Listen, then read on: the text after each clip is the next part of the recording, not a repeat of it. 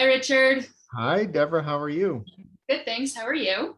Good, good. You can see me and hear me, yes? I can see you and hear you, and I believe that Maram can see you and hear you as well. I'm just helping her with a question about the English exam that Go she'll right be ahead. taking on Friday.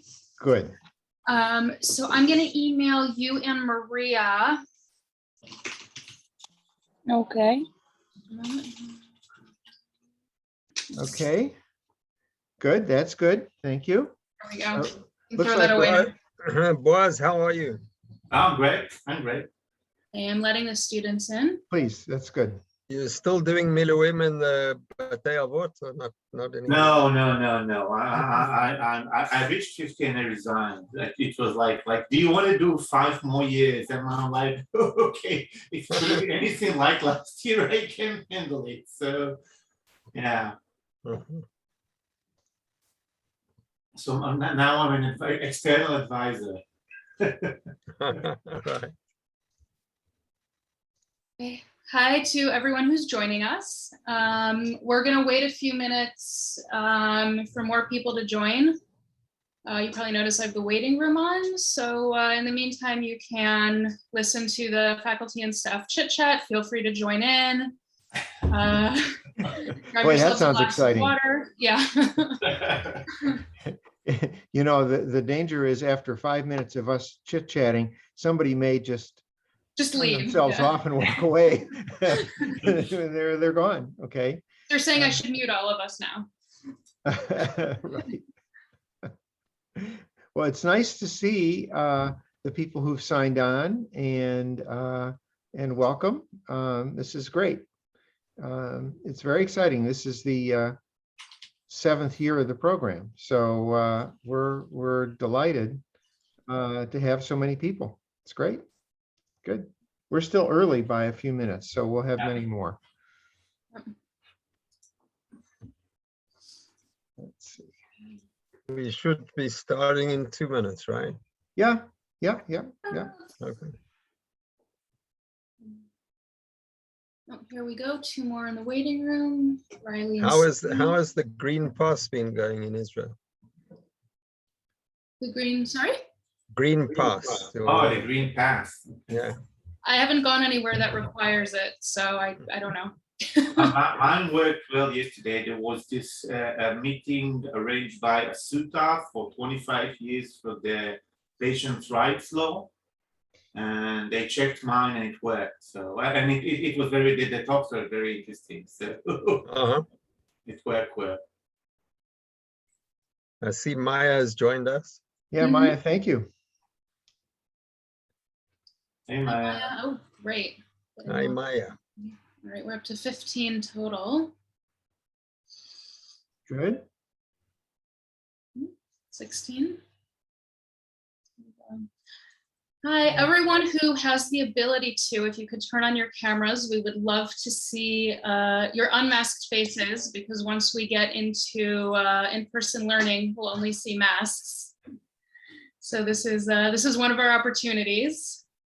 Yeah, and actually, one of our expectations for all the classes is if we really want people to have their video cameras on, so we know you're there, so to speak, literally and figuratively.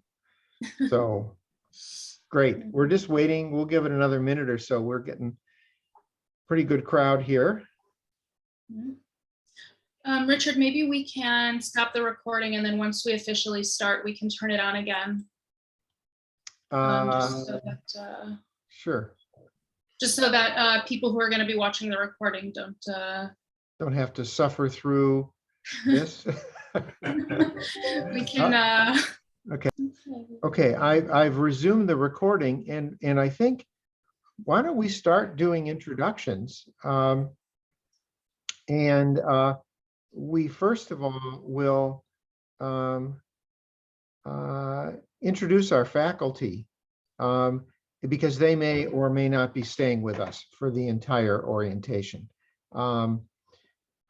So we'll introduce them first. But before that, Manfred, anything you want to say to begin? Sorry, no, I'm just introduce ourselves. That's all. You want Okay. me to start?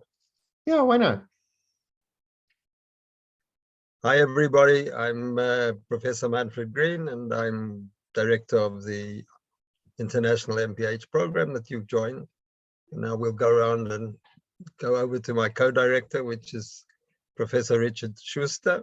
And then let's do a round of the faculty and then go over to the students. Good. Okay. Yeah. So I'm Richard Schuster. I'm a physician. Ended up in public health. It's a story that I'm sure you'll hear from me sometime, but not right now. And this is the, as I was mentioning to a couple of people, this is the 7th class that we have, and we're very pleased and proud to have so many people. And it looks like this will be the biggest class we've ever had, and that's fantastic. So with that, let's start with, I'm just looking at my screen. Boaz will be first, and then Yona second, and Maya third. We also And have Geffen and Lisa's just joining now. right, and Geffen and Lisa, okay, in that order. So Boaz, go ahead. So hi, I'm Boaz. I live in Gedera, which is about an hour and a half south of Haifa. I'm going to teach you about the Israeli health system and about decision making, and I'm really looking forward to talking to you. Thanks, Boaz. Yona? Hi everyone, my name is Yona Amster. I moved to Israel about 10 years ago, and since then I've been on faculty. Welcome to Israel for those of you guys who are here. Welcome to the University of Haifa to everyone. I'll be teaching you guys introduction to epidemiology and also introduction to environmental occupational health. Thank you, Yona. And Geffen, I think you're next on my screen. So let's ask you. Go ahead. Okay. Hi, everyone. Welcome to the program and to Israel for those who arrived. My name is Geffen Kleinstein, and I'm a cancer genetic epidemiologist and also a biostatistician. And I'm going to teach you guys biostatistics and introduction to SPSS. So good luck to all. Good. Thank you. I see that Maria has joined us. So And Maria, Maya, can you you've say forgotten hi? about And- Maya. No, Maria Liberzon, and then Maya. Okay. Let's do Maria first. Hi, everybody. My name is Maria. I'm a school coordinator. Welcome to the program. And we'll do everything you will be comfortable during this year. And all you need about courses registration, cancel course certificates and stuff. We are here to help. Good luck. Thank you, Maria. Good. Maya and then Lisa. Hi, everyone. I'm Maya Pelegraz. I'm a jurist initially, and then I'm a bioethicist. And I'll be teaching you one of the first classes you'll go into this semester, which will deal with human rights and public health ethics. This is a huge class. We usually have this, dissonance between wanting a lot of people and then feeling conflicted because it's harder to talk to everybody in such a big class, but it is what it is. We're happy you're all here. It's going to be lovely, and hopefully I'll see you physically soon and not just through your screens. Have a wonderful year. Good. And let's see, Lisa, I think you're next. Yeah. Lisa, we don't hear you. There's a problem with the microphone, I think. Oh, we Lisa. don't hear you. Maybe you ran your headphones through the washing machine like I did, and that's why they're not working. Richard, Lisa, have you introduced Debbie? I'm not sure that Debbie was introduced. Debbie probably has been in touch with everybody, but Yeah, but she needs to introduce herself. okay. Lisa, You hear Lisa now? hold on a second. Lisa, we're gonna give you a couple minutes and come back to you, okay? We see you, but we still don't hear you.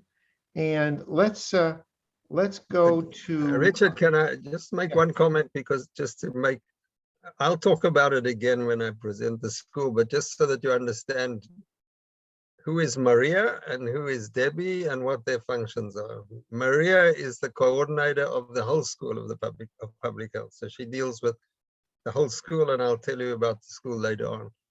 Debbie is the coordinator for this program. So you'll basically be in touch most of the time with Debbie, but for the administrative stuff that you need through the school, Maria is the person that will be your contact. She's in the office. Well, both Maria and Debbie are in this building of the School of Public Health.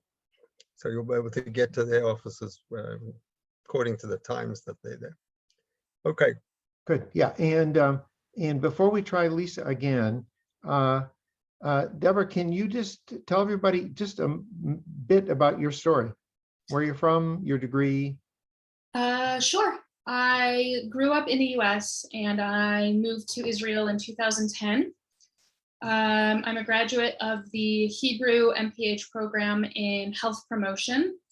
I can't remember what year I finished in because just the past 2 years have ruined my sense of time. Lisa says her microphone's not working. Okay. Okay. As Manfred said, I'm the coordinator for the program. Here we go. And yeah, and we will be in touch a lot. And also after Manfred discusses the program goals and the program a bit, I'll also talk a bit about administrative things. So hear a bit more from me soon. Good, thank you. And Lisa, should we try again? Your microphone is now muted. Let's see if you can connect. No, we're not hearing you. Okay, so Lisa, I'll introduce you, okay? This is Dr. Lisa Rubin. She's originally from the United States, I think Chicago. Is that right? Yeah. She's a physician and worked for most of her career in the Ministry of Health, and ultimately was the Director of Maternal Child Health for the Ministry of Health. And she will be teaching a very popular elective in global maternal child health. And we're very pleased to have her, as we are pleased to have all of our faculty with us. How's that, Lisa? Okay. Good. Richard Moore is just joining us quickly. Hi, Moore. I didn't see her. Okay, Moore works with Maria and Gila in the School of Public Health a few days a week. Moore, would you like to introduce yourself? Yes, of course. Hi, everybody. I'm Registration Secretary. I wish you a very good year and good luck. Hope you'll all enjoy your studies. Good. Thank you. Let's start. Manfred, should we start with student introductions? Is that good? Yep. Okay. So Alhan, we're going to start with you, and please just tell us your name, where you're from, and what your professional experience has been before. Are you a dentist or a social worker or a audiologist or something? Okay, whatever. All right, so just not too long, but just a little something so we get to begin to learn about you. Okay. All right, hello everyone, nice to meet you finally. I'm Dr. Matanis Alhan. I'm an Israeli Arab living in Israel in the northern section. I'm doing my residency second year in public health in the Ministry of Health and the northern region. And in my residency, I have to bypass the I-MPH. So I've decided to do the English one because I've studied abroad in Romania and my English is way better than my Hebrew. Besides that, it gives me a lot of extra things like working in the WHO and other NGOs that will really help me in the future. Thank you. Good, thank you. Riley, and then Celine, and then Ali. Hey, hi everybody. I've met some of the faculty before, so I just have to say, like, it's been a 2-year process into getting here and being here, and so it's such a honor and privilege to finally be in the program. But so my name is Riley. I'm from a place well known to most Jews called Miami, Florida. I went to the University of Central Florida in Orlando, where Disney is located. I graduated from there with a degree in health sciences with an emphasis in health promotions, a bachelor's degree, and I'm currently here in Israel doing my MPH. I have quite a bit of background experience when it comes to public health research. Before and during COVID, I helped to implement health education programs in adolescents and young adults with autism. If you look my name up, I have a couple of co-authored papers, and I just submitted and got accepted as a first author to the Journal of Autism and Developmental Disorders. So the end goal throughout all of this is to pursue a PhD.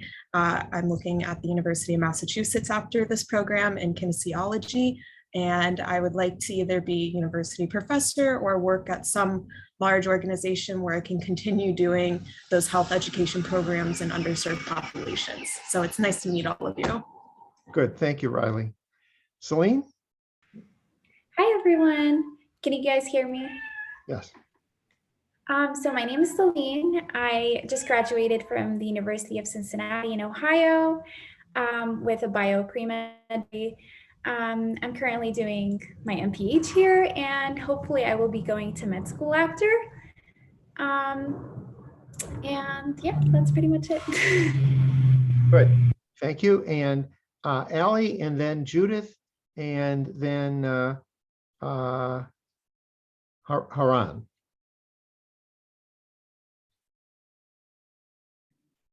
Hi, by Ali, you meant me, right? Yeah. Okay. Hi, my name is Ailey, actually. I get it Thank a you. lot, Ali. But my name is Ailey. I'm currently in Haifa in the Talia dorms. I'm really excited to be here. I'm hoping to become a nutritionist, a dietitian after I finish my studies here in the MPH program. My background, though, is in communication and minor in public health at UCLA. So I'm really excited to study public health more in depth and apply that to my future career as a nutritionist. So really excited to meet everyone soon. Great, thank you. Judith, and then Natalia. Hi, everyone. I'm Judith from Germany, and I have studied medicine for 3 years, and after that I studied theology for 4 years, and now I try to combine these two things with MPH, and I'm looking forward to getting to know each of you and hoping that we will soon meet in presence. So Good, thank you. Soon. Thank you. Natalia, and then Susan. You're on mute, Natalia. Good. We still don't hear you. Okay. Wait, let's try one more time. We hear you. I think we hear you now, Natalia. You can hear, and I can't hear you now. That's the problem. Okay. So I can hear anyone, but I'm introducing myself. So my name is Natalia. I'm a new immigrant, came to Israel 4 years ago, and originally from Ukraine. Back there I was for almost 10 years, I was working as a journalist, and I am continuing to be a women's rights activist. So here in Israel, I've started to volunteer at the Crisis Center for Victims of Sexual and Domestic Violence, and then I decided to study public health in order to gain opportunity to help those who don't have access to healthcare with all its benefits. So my main interest on this program is healthcare as a basic human right, as a basic women's right. And I'm very excited to be here. And I'm looking forward to learn something new. Good, Thanks. thank you. Thank you. And Susan, please. then Yehuda. Can't hear anything still. Yes, now we're hearing you. And, Okay, good. Okay. Susan? Good afternoon, all of you. My name is Susan Kataike. I am an African. I'm from Uganda, East Africa. I've not yet come, but I am planning to be there soonest. Professionally, I had a degree in medicine and surgery from Makerere University. And I've had various trainings in HIV/AIDS management in Africa, infectious diseases, epidemiology and management, business administration and healthcare management by USAID. I've worked in partnership with UNICEF, Ministry of Health here in Uganda, with other partners in preparation of water, sanitation and hygiene in healthcare facilities here in Uganda. Now I've been registered for International Masters in Public Health and Global Leadership.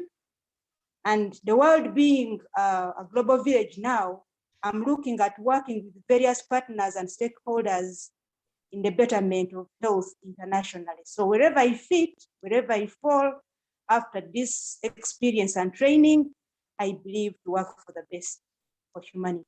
Thank you so much. Thank you, Susan. Yehuda, it looks like you're out of the car. So tell us about yourself. Yeah, I'm home. Hi, everyone. My name is Yehuda. I'm originally from Denver, Colorado. I'm married with 2 kids. I am a rabbi. I received my bachelor's in Talmudic law, and now I'm taking a break from my medical studies at the Technion here in Haifa between 2nd and 3rd year. I'm taking off a year now to do the I-MPH. And yeah, looking forward to learning a lot. Very good. Thank you. Shakid, am I pronouncing your name right? Shaki. My name is Shaked actually, so it's much more easier. Like the Shaki is, yeah. So my name is Shaked. I'm from Israel, born and raised from Tivon. It's really next to Haifa. I just finished my my bachelor degree in Hebrew University in psychology and international relations. I'm here, I'm here to do this degree in with the will to continue to sexuology and to specialize in promoting normalization of sexual health. Yeah, this is, yeah. Good. Thank you. Thank you. Next, I think, is Ines. Just a minute.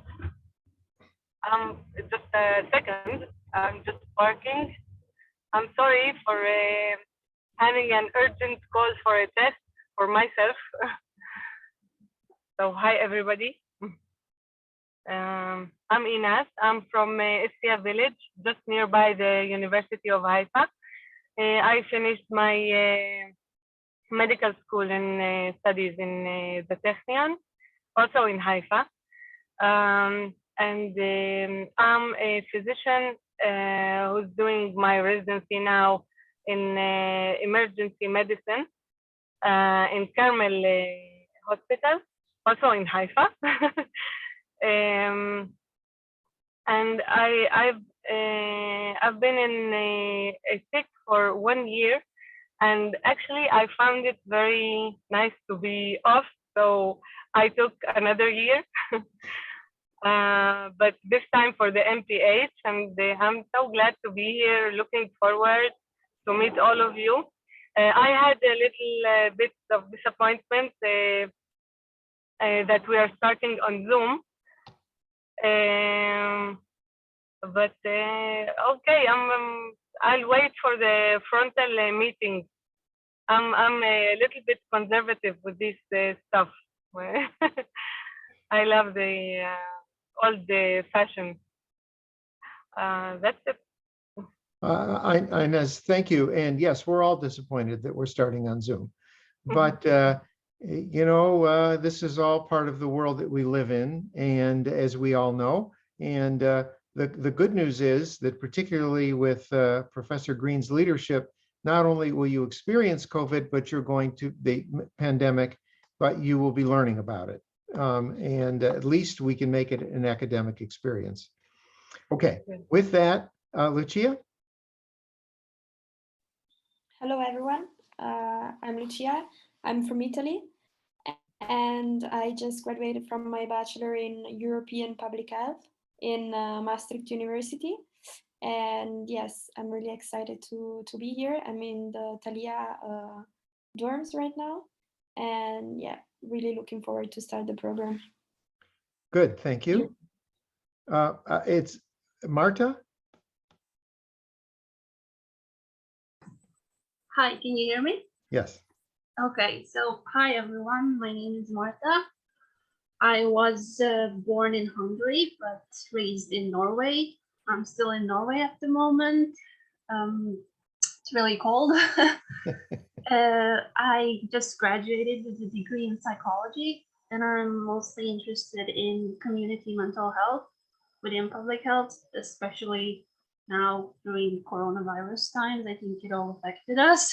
So yeah, that's my interest, and I hope to meet all of you in person soon. I'll be coming to Israel in November. Good. Good, thank you.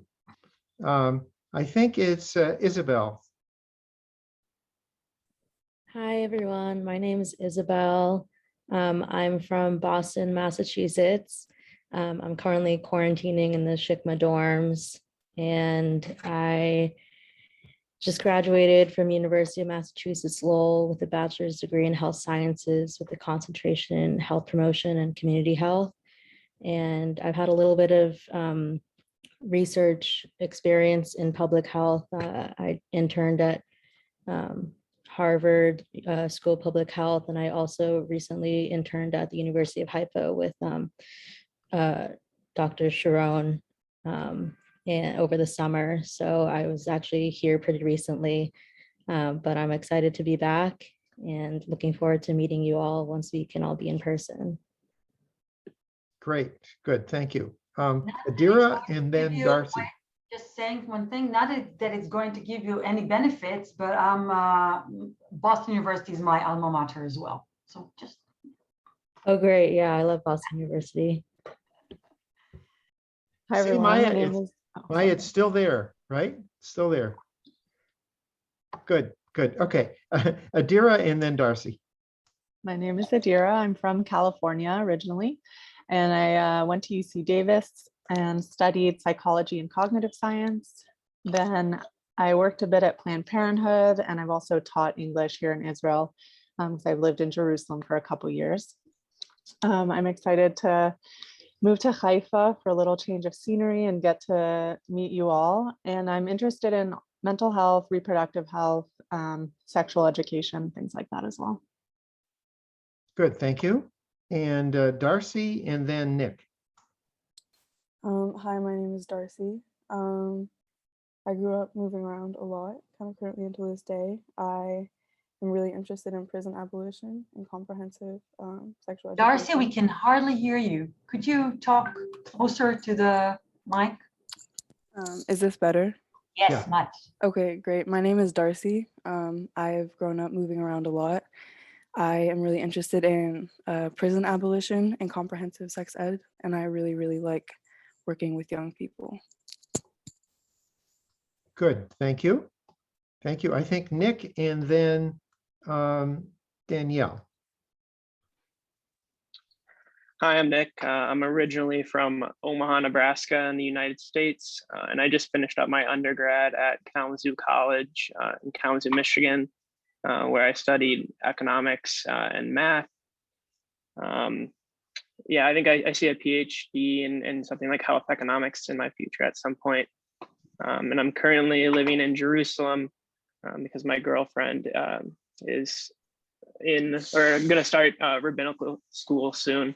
So I'm enjoying this time with her down here. Good, thank you. Danielle and then Alex.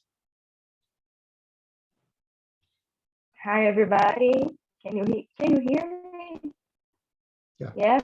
Okay. My name is Danielle. I'm from Brazil. I'm a physician here. I've been working as a physician for the last 10 years. And all these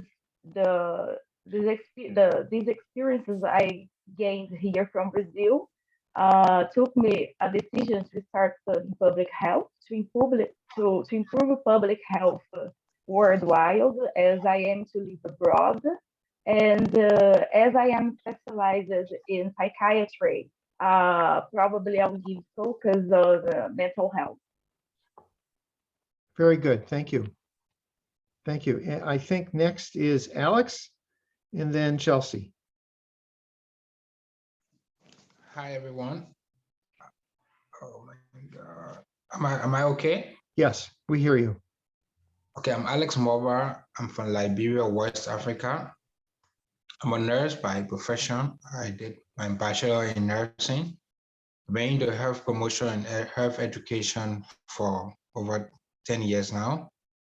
I'm currently in Israel. I'm on the Italia dorm where I'm being quarantined. This is just something I want to flip up. I'm a little depressed since I got in, but because of the quarantine, I cannot go out. I arrived on Sunday.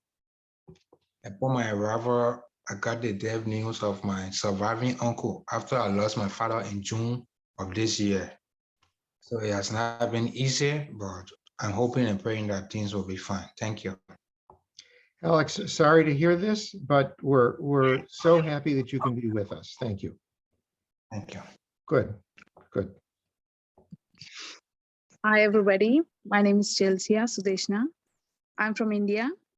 I'm so excited to be here. And I did my bachelor's in biotechnology.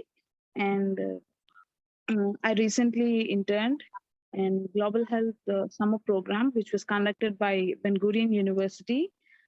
And I'm already feeling so nervous, and I'm excited to meet you all. Thank you. Well, Chelsea, Chelsea, it's nice that you're nervous, but you'll stop being nervous soon enough. You'll see. We're all just only people, right? Yeah. So Thanks. good. Chelsea, are you in Israel now? No, my visa is still being processed. Okay. I'll be coming this. Okay, good. Good. All right. Nicole and then Maram. Hi, I'm sorry, but I'm in the bus. I don't know if you can hear me well. You can hear me? Not very well, but we hear you a little. Okay, so my name is Nicole. I'm originally from Uruguay, but I did Italia 5 months ago. I am a nutritionist, and I was working in Uruguay in a hospital. I was the head of the nutritionist department in this mental hospital for men. And also I created a project for the government, the Culture and Education Ministry, that I was teaching nutrition and how to create farms in schools and high school. And because I did that, and it's really challenging for me to start from zero with my career here. I saw this master and I was in love, so I'm really excited to start soon. Good, Nicole, thank you. Thank you for joining us. And it looks like Maram, maybe you're the last person. Go ahead. Hi, everybody. Nice to see you all. My name is Maram Karawi. I'm from Israel, Jerusalem. I did my bachelor degree in audiology and speech therapy. I'm working in a clinic as an audiologist and a kindergarten as a speech therapist. I'm looking forward to doing my master's in I-MPH. Very good. Very good. Thank you. And I think that's everyone on the screen. We do have a few people who couldn't join us today because they have other conflicts. For sure, Emma Flynn, who's in the Fulbright, US Fulbright program, and maybe a couple others. So Alana is Israeli. She will be joining us in the second semester. So I don't think we're going to see her right away. And with that, it's really amazing to see how many people we have this year in the program and from so many different places. I've actually said to the people who listen to me, that we have students from every continent except Antarctica. If we could bring in a couple penguins, then we'd cover the entire globe. So it's really terrific, because one of the things we want to do is we want you all to network and get to know each other, and get to understand where you're from and so forth. So with that, I'm going to ask Professor Green. Manfred, before we do that though, let's just put the agenda up on the screen so that everybody can see what we're doing, okay? Did you introduce yourself? Oh, me? You and Manfred. Okay. All right. So, all right. Before I share the screen, I'll introduce myself. Okay. Most everybody knows me one way or the other. As I mentioned, I'm a physician, grew up in the US. My wife, Barbara, is involved in the program, and you'll all meet her soon enough in the leadership seminar series. We met at the University of Pennsylvania for our first degree. I received my MD from the University of Rochester in upstate New York, did a residency and trained in internal medicine, practiced clinical internal medicine for 15 years. I worked as a physician executive in a hospital system in Ohio, and then got interested in public health and then global health. We started a summer program at the University of Haifa, I don't know, at least 10 years ago, and 10, maybe 12 years ago. And then we started the I-MPH 7 years ago. And so you're in the 7th class and the biggest, which is terrific. So delighted to have all of you. And Manfred, your turn. Okay, so I'm going to do a share screen, okay? Sure. Or okay, so let's just see. Manfred, let's make sure you. Yes, at the moment, you need to give me co-host or something. I just did it. Okay. Okay, so I can see it here. Has something come up? Yeah. Okay.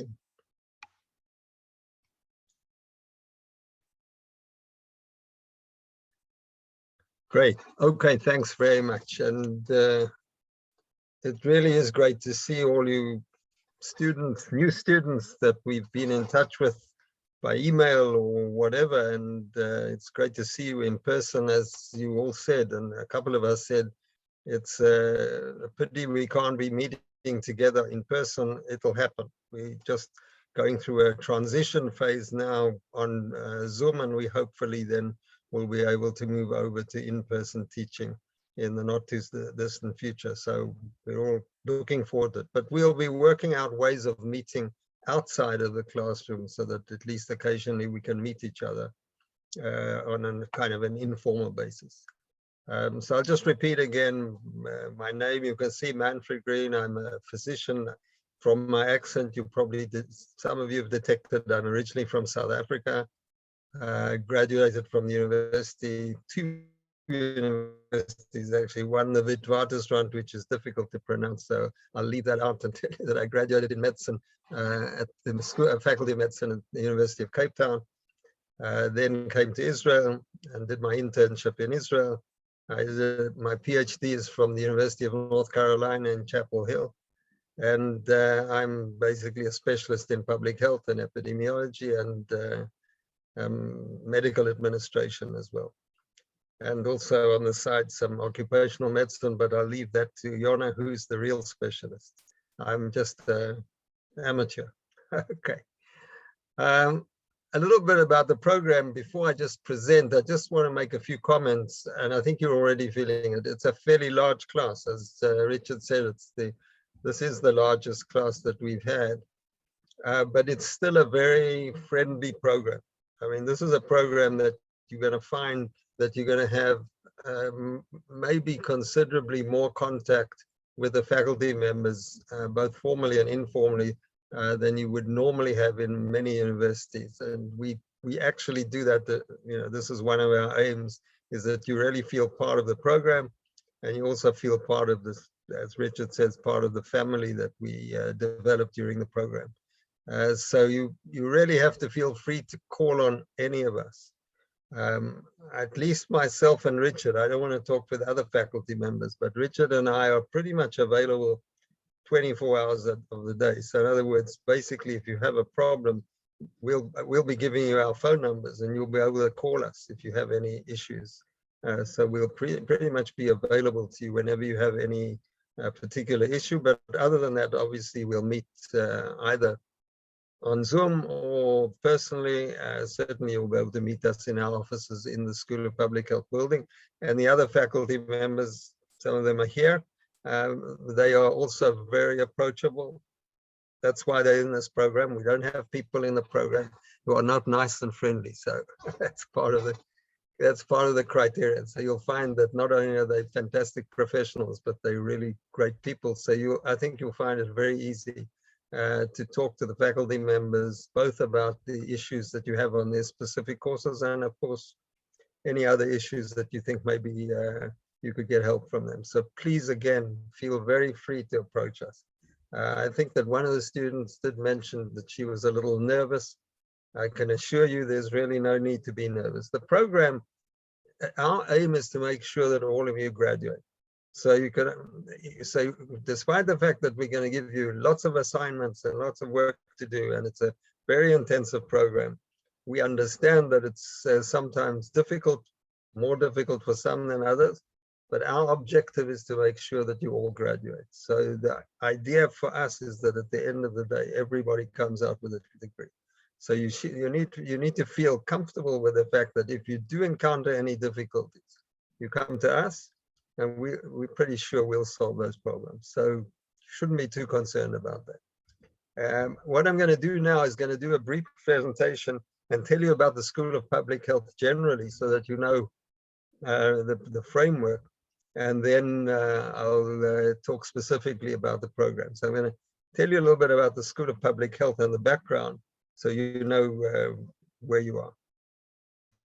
So it was established in 2002. So we're going to be celebrating, I just noted, we're celebrating our 20th anniversary. So we have to organize next year. We have to, Maria, are you still in here? I can't see you, but if you're there, remember to put it on the program for the next meeting of the faculty. We need to plan for celebrating the 20th anniversary of the School of Public Health, which will be next year.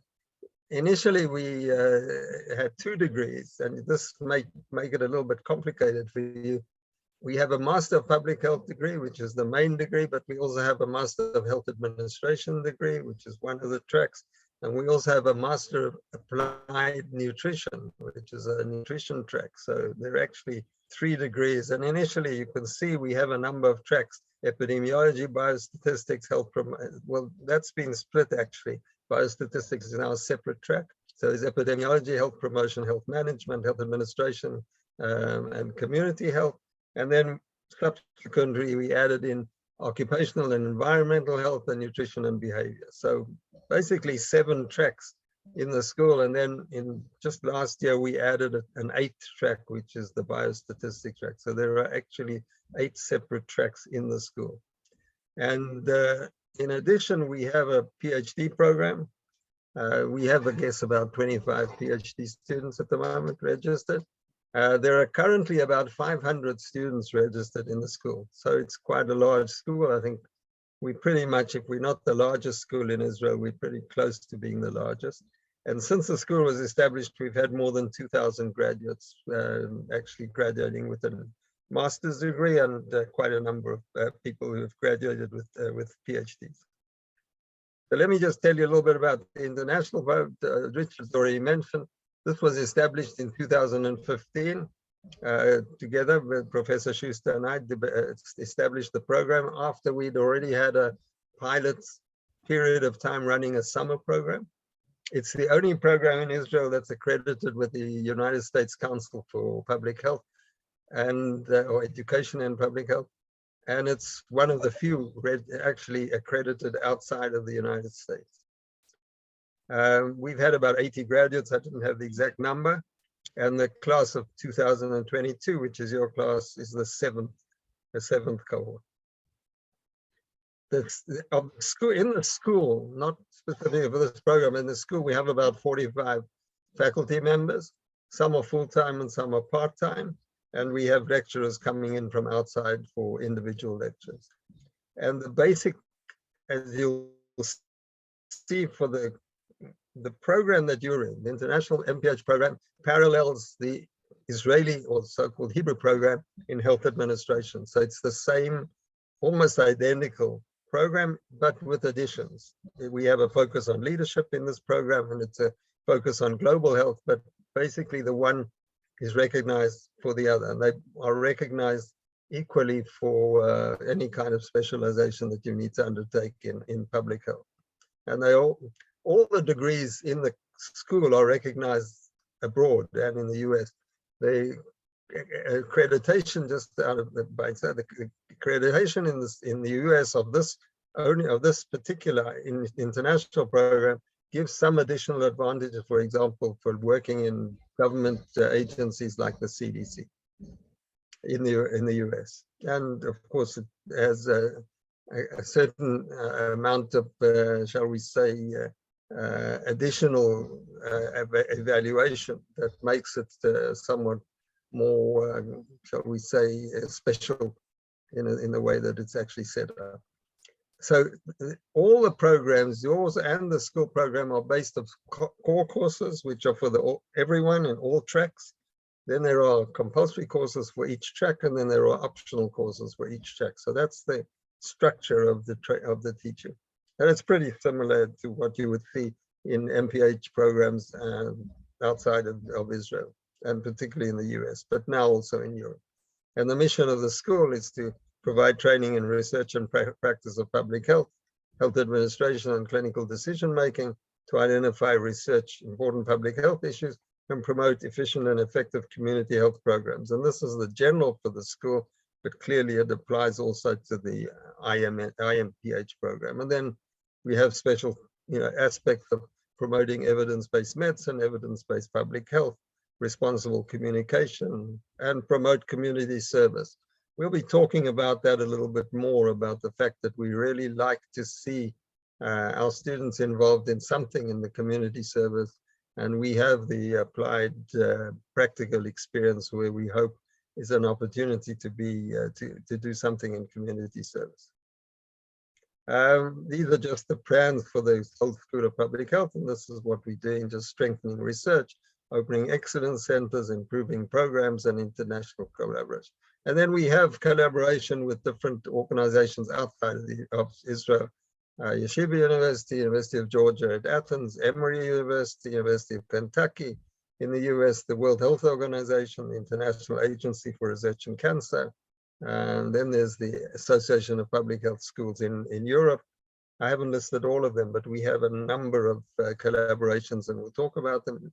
And we're actually working on a collaboration right now with Maya, Dr. Maya Pellet-Raz, who with Taiwan University, basically in Taiwan, University of Taiwan. Then there are most of the faculty members have research grants from different organizations in order to maintain their research programs. And the research areas, I'll just mention them, but they're just to give you an idea of it. There are a lot of, it's very varied, but there are factors associated with health behavior, evaluation of health services, air pollution, surveillance for infectious diseases. I haven't put in here a lot on the vaccines, which I work with, and eating disorders, particularly in the Master of Applied Nutrition. So that's pretty much the school. And now I'm going to talk specifically a little bit about the I-MPH program. It's basically, it's a one-year program, which means it's very intensive. Most of the I-MPH programs are two-year programs, although the students only come in, let's say, 1 to 1.5 days a week. And here you're here full time. But it's a very busy program. As I said, it's almost, I would call it the regular MPH plus, because we have leadership training, which is not given generally in the other programs.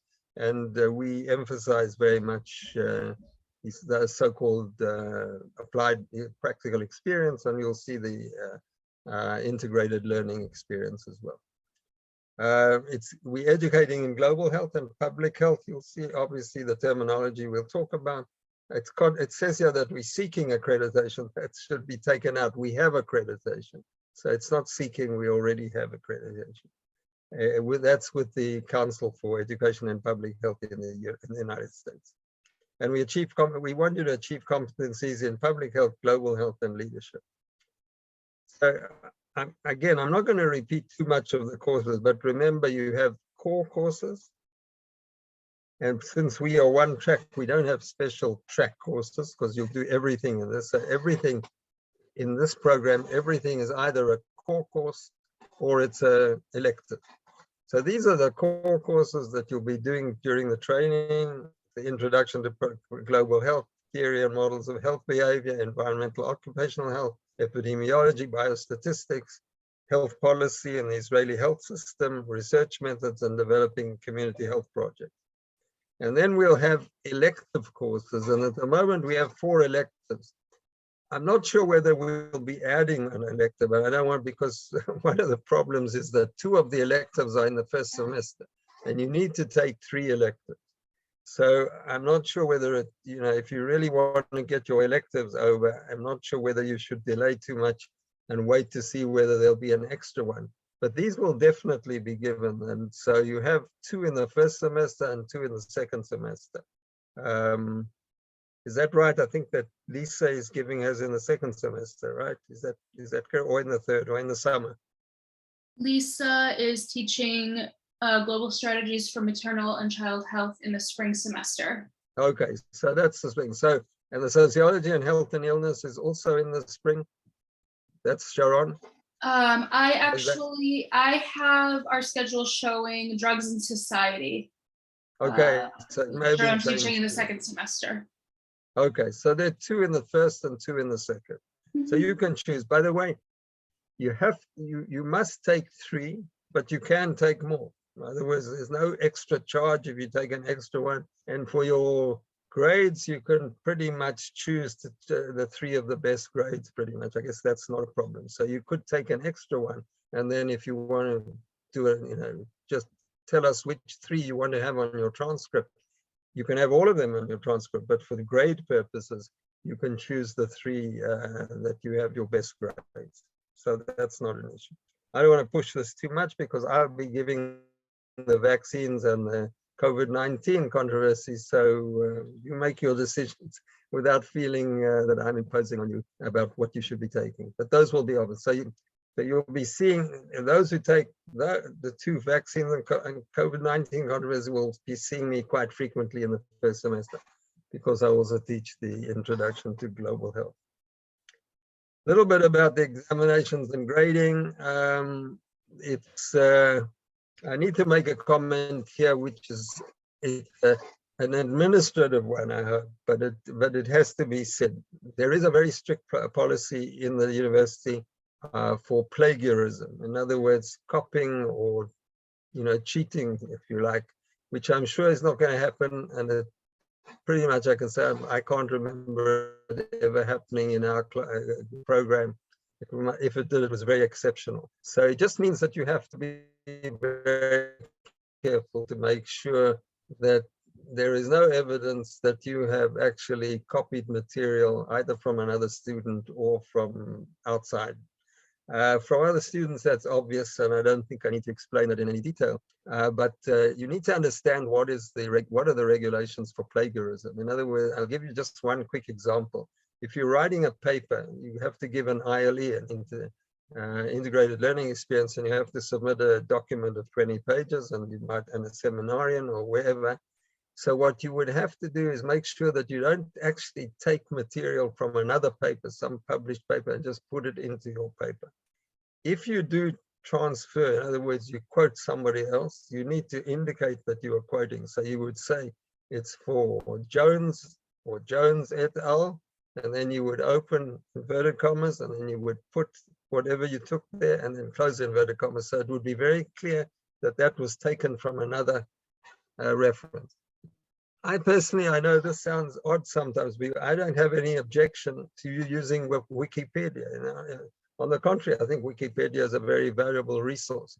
but you need to state that it's taken from Wikipedia. So in other words, if you do take material from Wikipedia, you state this is from Wikipedia, you give the date, and then again, you open inverted commas and you transfer that.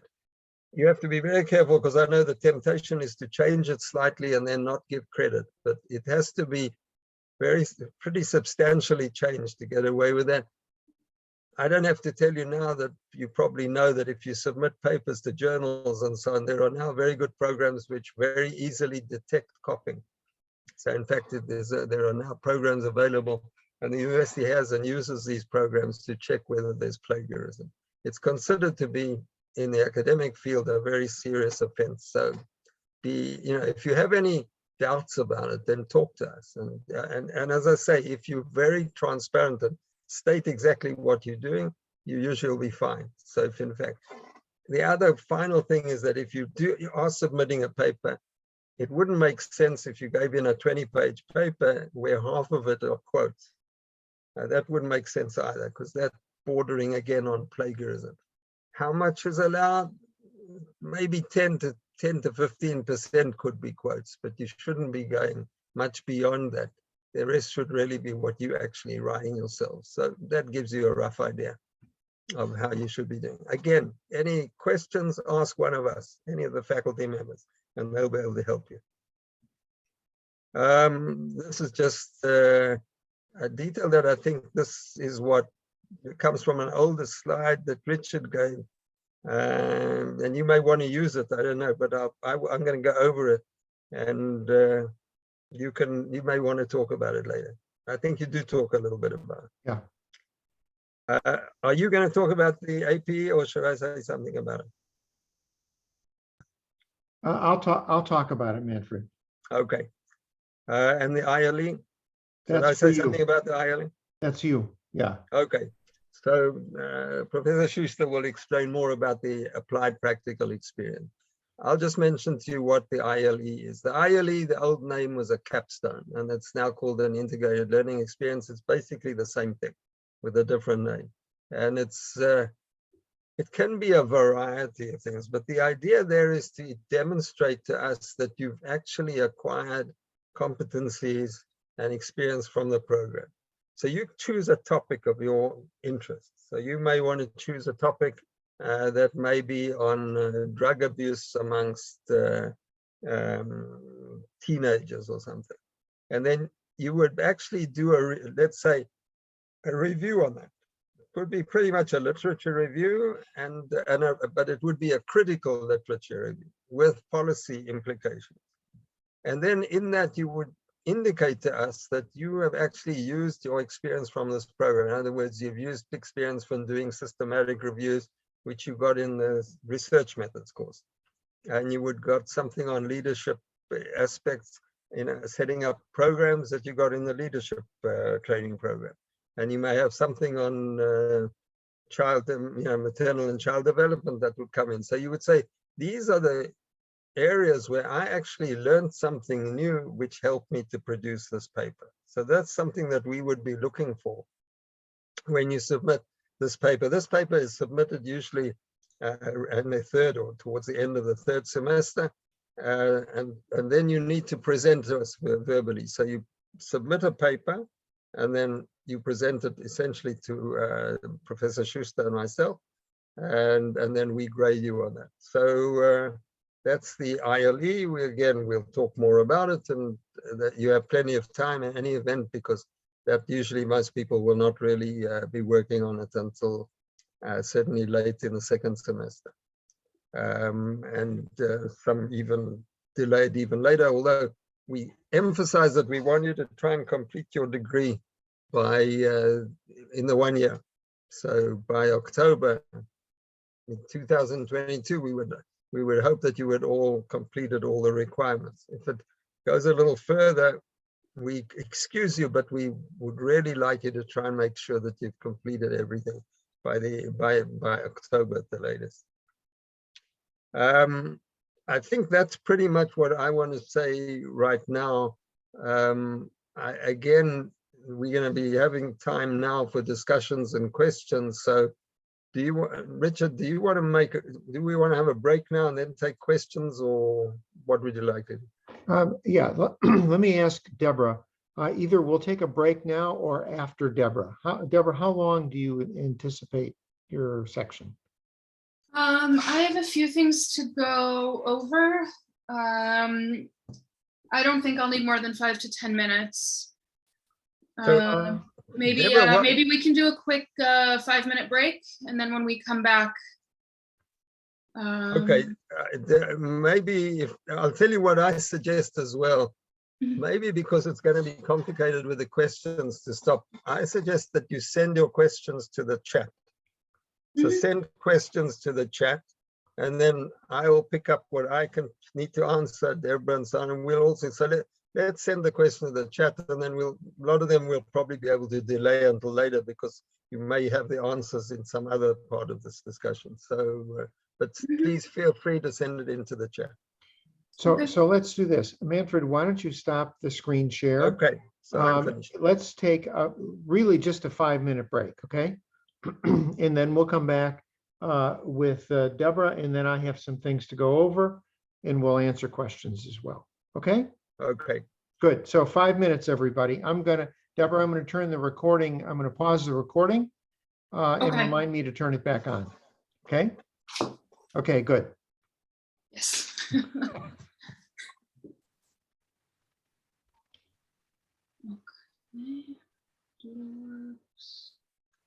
I'm just taking a quick look over the questions to see if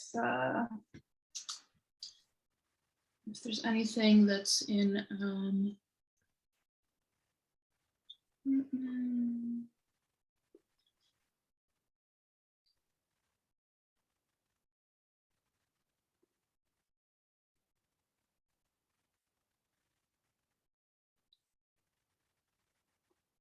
okay.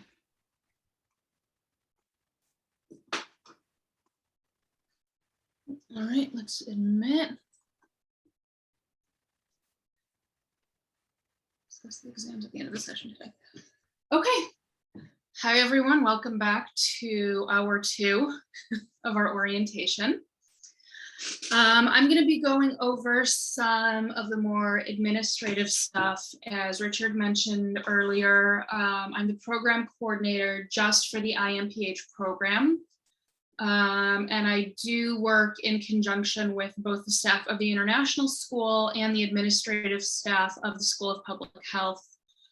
Gila, Maria, and Mo. Maria and Mo, you met. Richard, did you start recording again? Yes, recording. Okay. I will take one more moment to introduce myself. As I said, I'm Deborah. I grew up in the US, MPH from the University of Haifa. In addition to the I-MPH program coordinator, I'm also teaching in the MPH program at New York Medical College in the US. It's an entirely online program. So if anyone wants to vent their frustrations about the difficulties of online classes, I'm with you. On that note, for the first 2 months of the coming semester, October and November, all of the classes in the I-MPH are going to be held over Zoom with a few possible exceptions, which you will be updated about via email. The reason for this is that the School of Public Health, of course, with the approval of the higher up university administration, decided to keep classes online due to the COVID-19 morbidity. Sorry, my brain's a little mush today, just making sure I don't mix up morbidity and mortality there, because that would not be a good look for the I-MPH program. Towards the end of November, the School of Public Health, the head of the School of Public Health, Shira, as well as a few other people, will decide what we'll do going forward. And of course, we will update you. Most of my updates or questions to you will be coming via email. The student WhatsApp group that I just opened after a few people requested it is just for you. That's just for the students. I'm not in it. The faculty members aren't in it. So it's a resource just for you. So please do check your emails, look for emails from me, updates, important things, anything like that. I'll be sending over email. So as far Are as we going to receive a like a university email address, or is it just going to be through our regular ones? I can't remember if I think you do receive a university email address. I know that your registration is still a bit in process, so you haven't gotten information about that yet, but once you complete that process, you should get a university email address.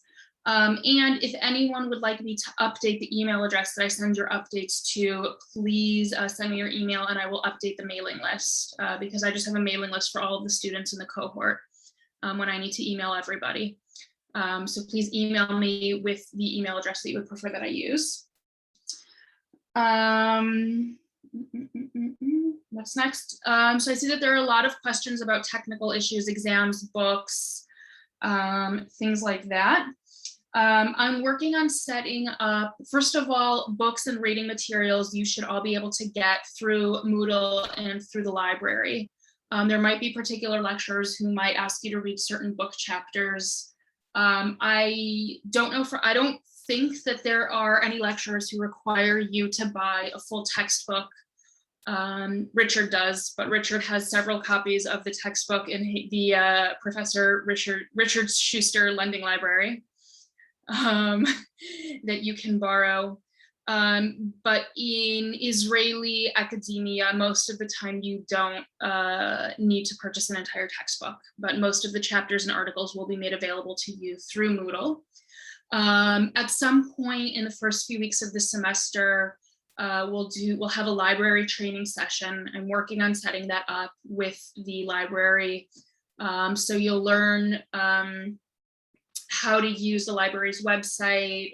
It'll teach you how to look for physical books in the library, the databases to search for journal articles, things like that. And even though your lecturers will give you access to specific articles that you need to read for the class for any research project, you're going to need to know how to go out and find those articles yourselves and do that research. So you will have a training session on that. I don't know exactly when it will be yet, but again, you will be updated.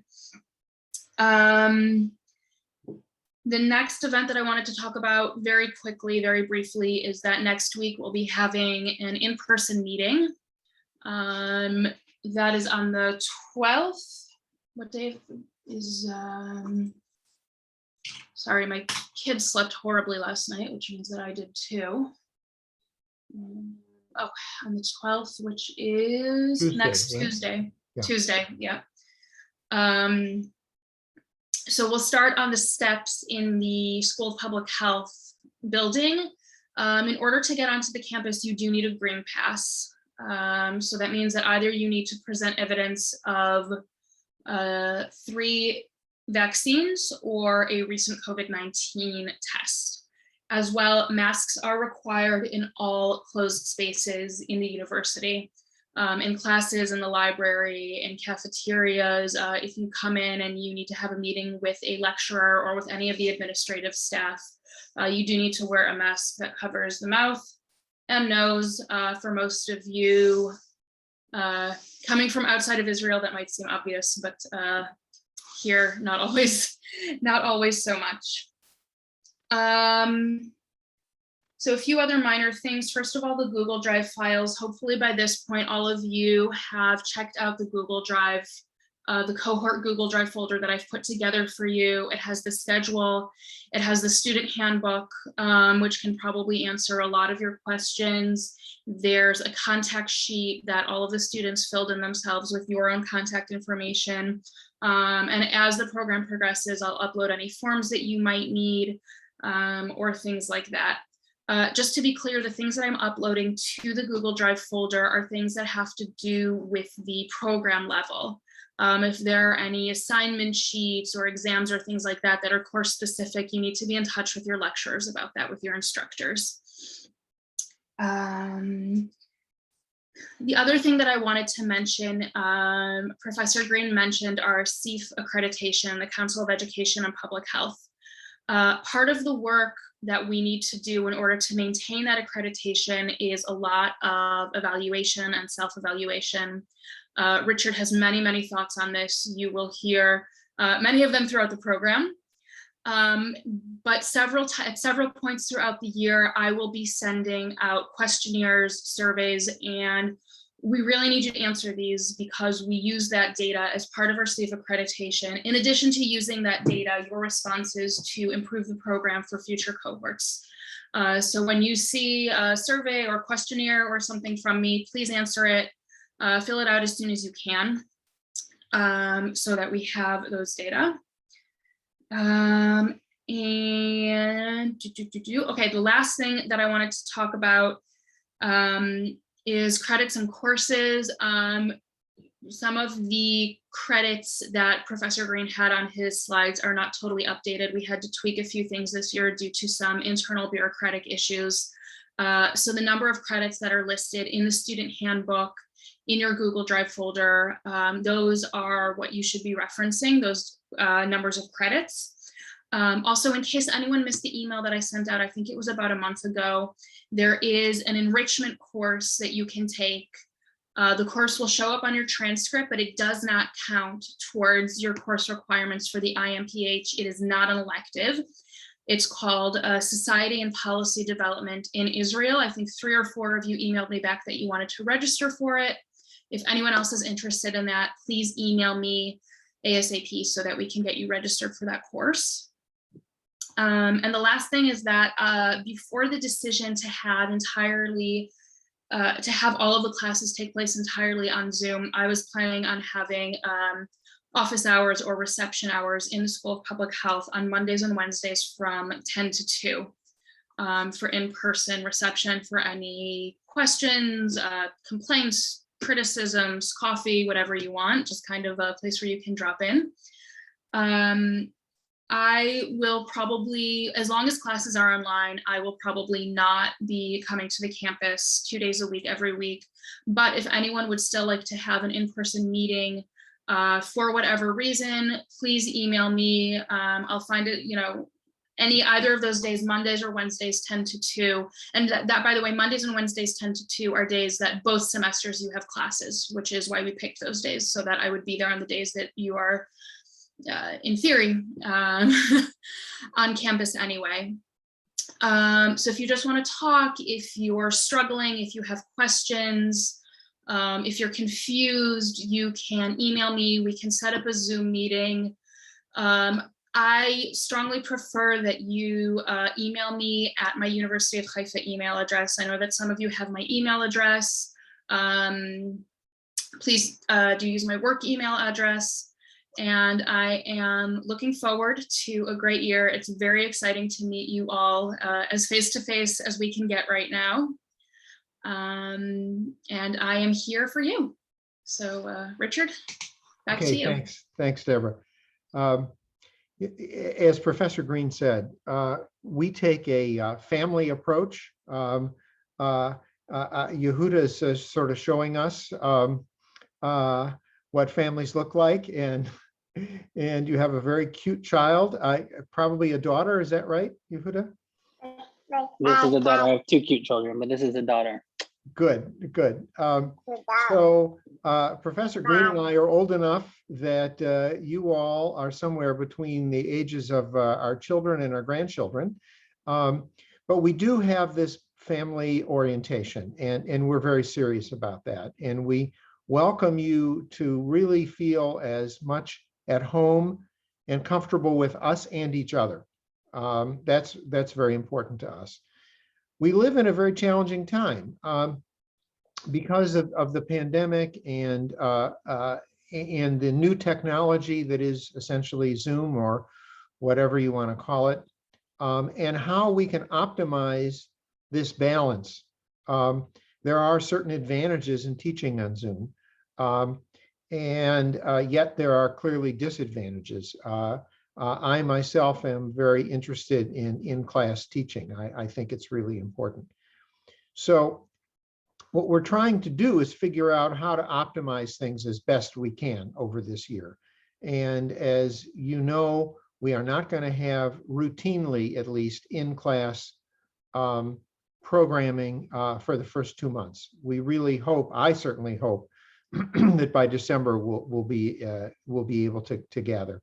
So what we're doing is we're trying to create opportunities that are safe, but also valuable to be together physically. And the first of those will be next week on Tuesday. Many of you have probably not been in the building where the School of Public Health is, but there is an open public area that we call the steps. And it's fairly spacious, and that allows for reasonable social distancing. And we're going to invite everyone who wishes to join us to come. You don't have to. And a number of you obviously aren't in Israel yet altogether. But for those who are in Israel, for those who can make it, for those who want to, we'll get together to answer questions and to spend some time just learning about each other. It's going to be informal, okay? And after that, we hope that we're tentatively planning to have a little picnic in the park, Carmel Park, across the street. I'm saying tentatively because it's something that my wife Barbara and I are working on. Manfred and Deborah will do this as well. I'm still in the US. We're about to get my wife and I are going to go after the orientation to get our PCR tests. Assuming that they're negative, we'll be flying in over the weekend. We were supposed to be in Israel 2 weeks ago, but we had the classic Israeli bureaucratic experience of being denied entry. So with help from my colleagues in the School of Public Health, we managed to get entry permits now. So assuming that I'm there, we'll be all set. And for sure, the open meeting next Tuesday will occur, whether we're there or not. But I certainly hope we'll be there. Okay, and you'll get a reminder of this and some more details. Again, at I'm what sorry, time go ahead. on Tuesday? I'm sorry, what? At what time on Tuesday? What time did we say, Deborah? I think we said that we would meet on the steps at around 10 a.m. and from there walk all together to Parc Carmel. Right. Which in any event for people living in the dorms or even for people not living in the dorms, but it's a great place to know about. There's lots of hikes that start in the area. It's beautiful. You have a view of the animal preservation program, a view of the sea, a view of Haifa, of the mountains. It's very beautiful. Yeah, and Celine, no, you don't need to bring anything. Okay. Thank you for asking. Right now, again, Barbara and I need to get to Israel. We'll help work all this out, and amongst Professor Green and Deborah and Barbara and me, we'll figure out the details of the picnic. And again, you don't have to come, but you're welcome to come. Okay. Now I want to go on and actually go to the agenda for a few minutes, and let me do that. And we'll sort of hop back and forth. Do you see the agenda? I can enlarge it. Yes? Yes. Yeah, we see it. Okay, good. All right. So let me just say a few things, and then we'll probably go back just to the images. Themes. I'm just going to make it a little bigger, easier to see. Okay.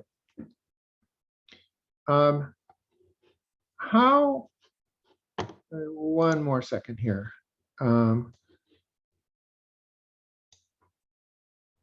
many of you see yourselves as future leaders in global health or public health? Okay, good. We will contend that virtually all of you by the nature of your decision to come into this program, have, for better and for worse, predestined yourselves toward leadership roles. Whatever motivated you to get to this point is a sign that you want to make a change, that you want to see the world as a better place, and you're going to do your part to do that. Now, this may sound kind of emotional and maybe it's overstated, but I think it makes a point, and that is that you want to make a difference. We believe that in addition to your natural talents, that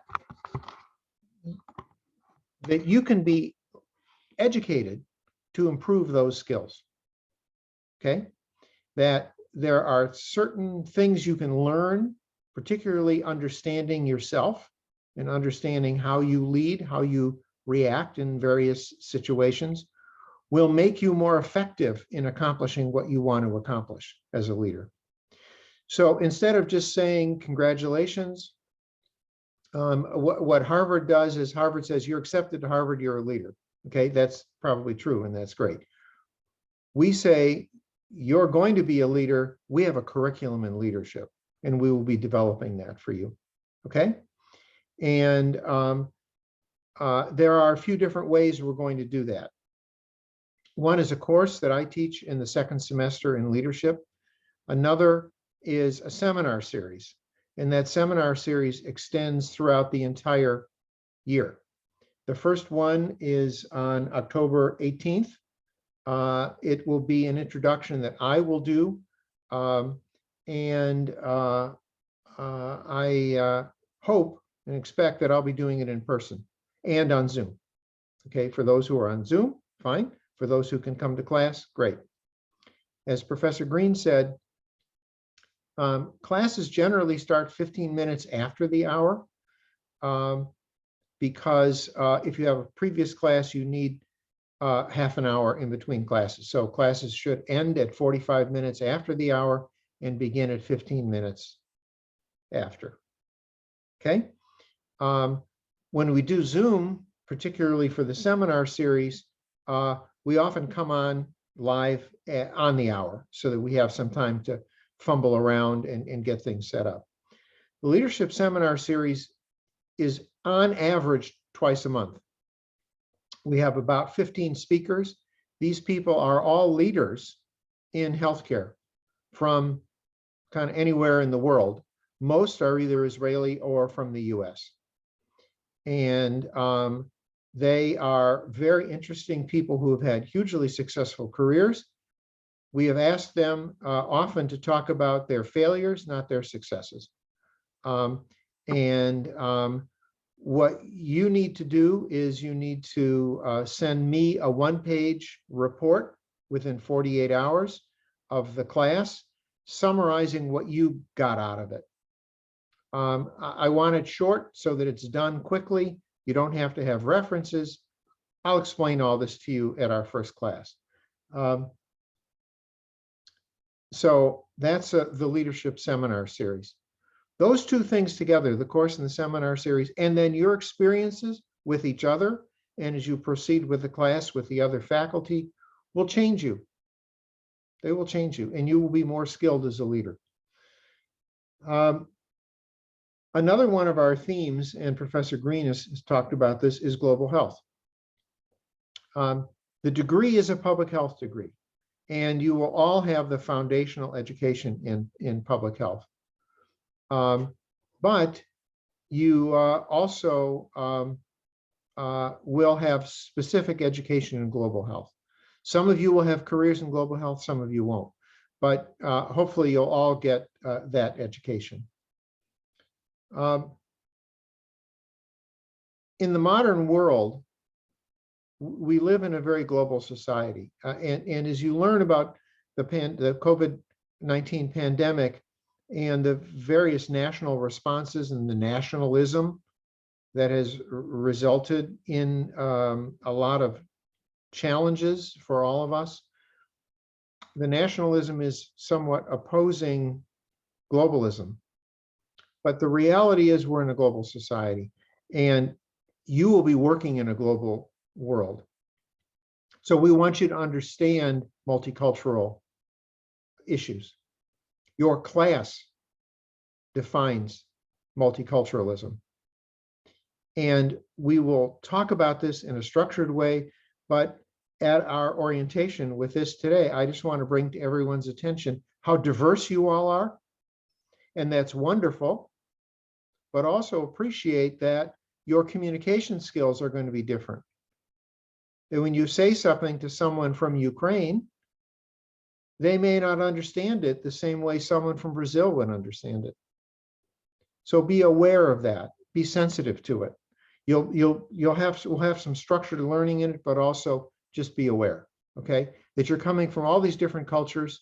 This is wonderful. Consciously work on the skills and understanding and communicating with each other. Okay, that's a very important part of what we want you to learn. Okay, academic expectations, Professor Green has already talked about. We expect that you will have some enhanced educational experiences. By that, what we mean is we're going to give you some things where there's no credit. Okay, it's not structured as part of the program. Deborah's told you about a course that's offered at the university, which many people have taken and appreciated. We would like to hope that we'll be able to do field trips, assuming that the pandemic allows it. We may have extra workshops, webinars with some of our graduates for you to get to meet them and network with them. So just be on the watch for that. I want to talk now about what's called the Applied Learning Experience, or APE. It used to be called an internship in public health. Then it was called a practicum.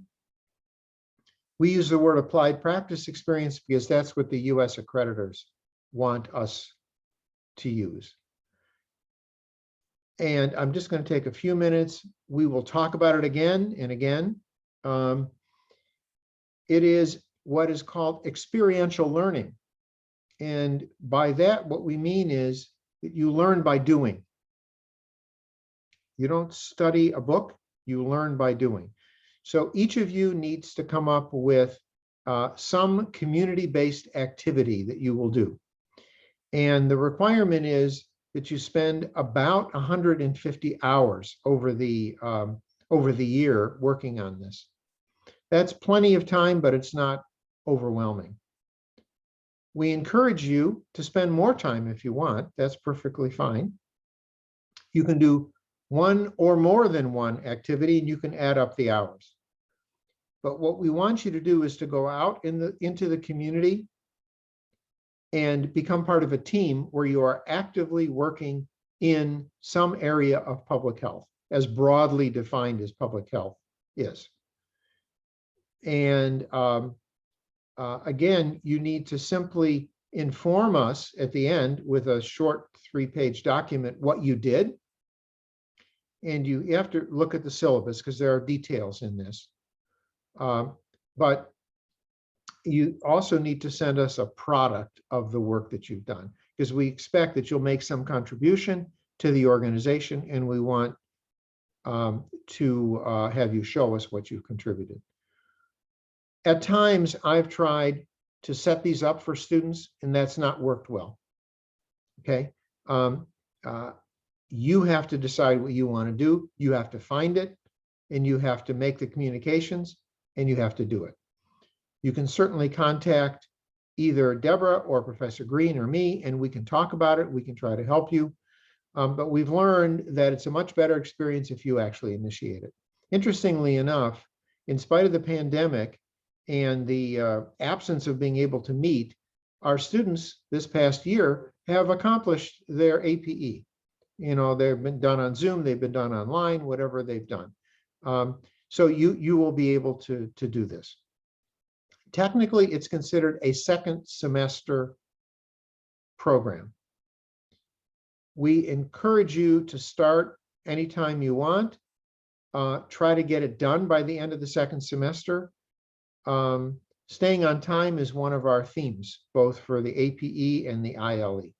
Okay, try to stay on time.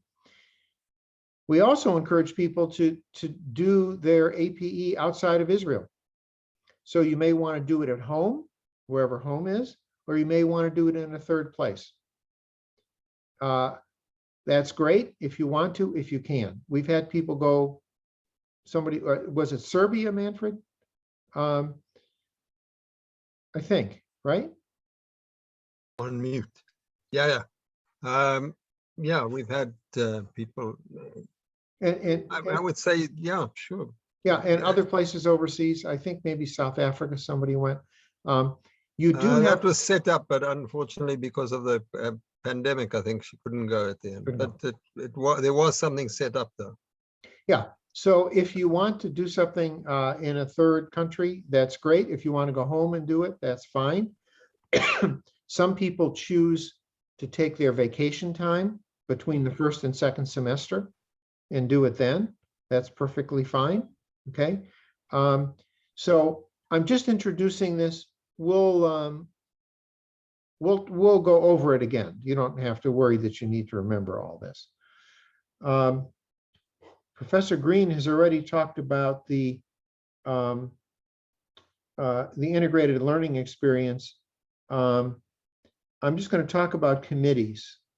So I'm going to stop sharing and explain the committee process to you. Again, we're accredited in the US. What we hope is that this program is the best of all worlds. It is like a modern US program. It has all of the same criteria for those of you who are in the US, or from the US, I should say. But it's not in the US, it's overseas. It is an international program that's in Israel, where there is a model healthcare system and a very interesting, very multicultural dynamic that you all either know of or will experience. But being that it's accredited in the US, there are all sorts of things that we need to be doing. And one of them is that we have committees, which is common for those of you from the US, you recognize that, but internationally less so, okay? So we have an admissions committee, we have an evaluation committee, we have a curriculum committee, we have a applied practice experience committee. All of these committees have student participation. And we welcome you to volunteer. All of you have been interviewed by us, almost all of you, not literally, but almost all of you have been interviewed by a student that was a member of our admissions committee. So we will send you details over the next week or two, explaining what these committees are, asking you as a group to decide how you want to select your members. We won't pick them. You will select your membership, okay? And you have to come up with a way to make that decision as a group, okay?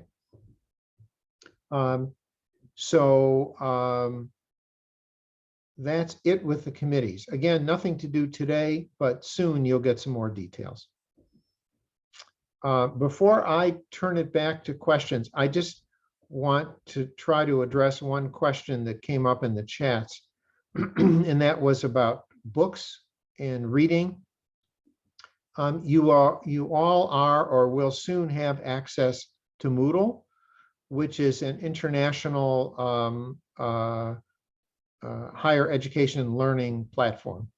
And it works, as far as I'm concerned, okay. I don't know if it could be better, but it works, okay? So each professor, and all of you are aware of this, each professor has their own approach to learning, and how much they'll put in Moodle is up to each faculty member. I tend to use Moodle a fair amount. My classes tend to be 3 credit, not 2, and there's quite a lot of reading to do. I have a few books that I want you to read, and this is why I'm really bringing it up. They'll be in the syllabus. They're short books. They're actually not textbooks. You can get a copy in the library. You can download a copy on Kindle for $15, not too expensive. And as Deborah said, I have a library, a lending library. Unfortunately, I don't have as many books as I've bought. So please try to return it after you've read it, okay? And either Maria or Deborah can help you get these books. And I'll explain the first one in the leadership seminar series, okay? So you have a year to read one book that will take you about 4 hours to read, okay? And then in the other 2 courses, but that's when you get to them. I think that's all that I want to say. Deborah, have we answered the questions from the chat room, and do we have other questions that we want to entertain from people? I see that there are a lot of questions coming up about the APEs, and I just want to stress what Richard said, which is that this is not something that you need to worry about just yet. What I said to Marta is that the exact nature of the project will be shaped by the student together with their supervisor once you do have a placement and once you do have a project. I know that 150 hours sounds really overwhelming and it sounds like a lot, and I completely understand the desire to start it now so that you can get all those hours done. But a lot of those hours might be spent doing research or even traveling. If your APE is an in-person assignment and it's very far away, then the hours that you're traveling there can also count to it. It really is a very flexible placement, a very flexible project. And as Richard said, Richard, Manfred, and I are all very happy to help you brainstorm. If there's something that you're interested in, we can help get you there. We are here for you, and we're not just sort of throwing you into the water to find a project. But the reason that we do want you to find the placements yourselves is because when you find something that you are interested about, that you're interested in and that you're passionate about, and that builds on your past experience as well as your future goals, that's going to be a successful APE. That's going to be a project where you feel like you've accomplished something and where you feel like you've given something back. And that's really why we want you all to be taking an active and proactive part in finding that placement and in developing that project. So I understand the concern and the anxiety surrounding it, but we really are here with you for every step of the way. And it's not something you need to worry about today, tomorrow, next week, and probably not even next month. There is time for it. Just to augment that briefly, the idea behind the APE from the perspective of education is that you're supposed to get some classroom learning first, and then you see what the real world is like. That's why it's placed in the second semester, not the first semester, because you should get your basic foundation and appreciate that many of your foundation courses occur in the first semester. So the idea for you is you start taking your classes, you start thinking about what you would like to do for your APE, and you set it up at the end of the first semester to start and be conducted in the second semester. Some of you will want to start early, but most of you won't and shouldn't. Okay, so don't be overwhelmed by it. We don't really have APE classes per se. We will get together now and then just to see how you're doing, okay, and answer questions. But it's not a classroom experience, it's a community experience. There was also a question about Moodle, whether or not there's a training on how to use Moodle. I sort of remember from when I was a student that there was some sort of training video, but I'm currently looking for some sort of training materials in English. And when I'm in touch with the library about setting up your library tutorial, I'll also ask about Moodle training. Personally, I don't like Moodle very much. I don't think many of the lecturers do either. It's not the most user-friendly interface, so please do contact me, contact your lecturers, use each other as a resource if you're having trouble locating anything particular in the Moodle. Inside each course, we really do try to make it as easy and as accessible as possible, but we are limited by the user interface of Moodle. Yeah, maybe I'll make a comment here. Sorry, just I'm also not great at these things, but personally, my experience with the students, at least from last year, was that there was no real problem with Moodle. I mean, everyone seemed to be able to access the material without any trouble. I don't know whether Boaz, do you use it, or Yona, did you find students having any problems with Moodle?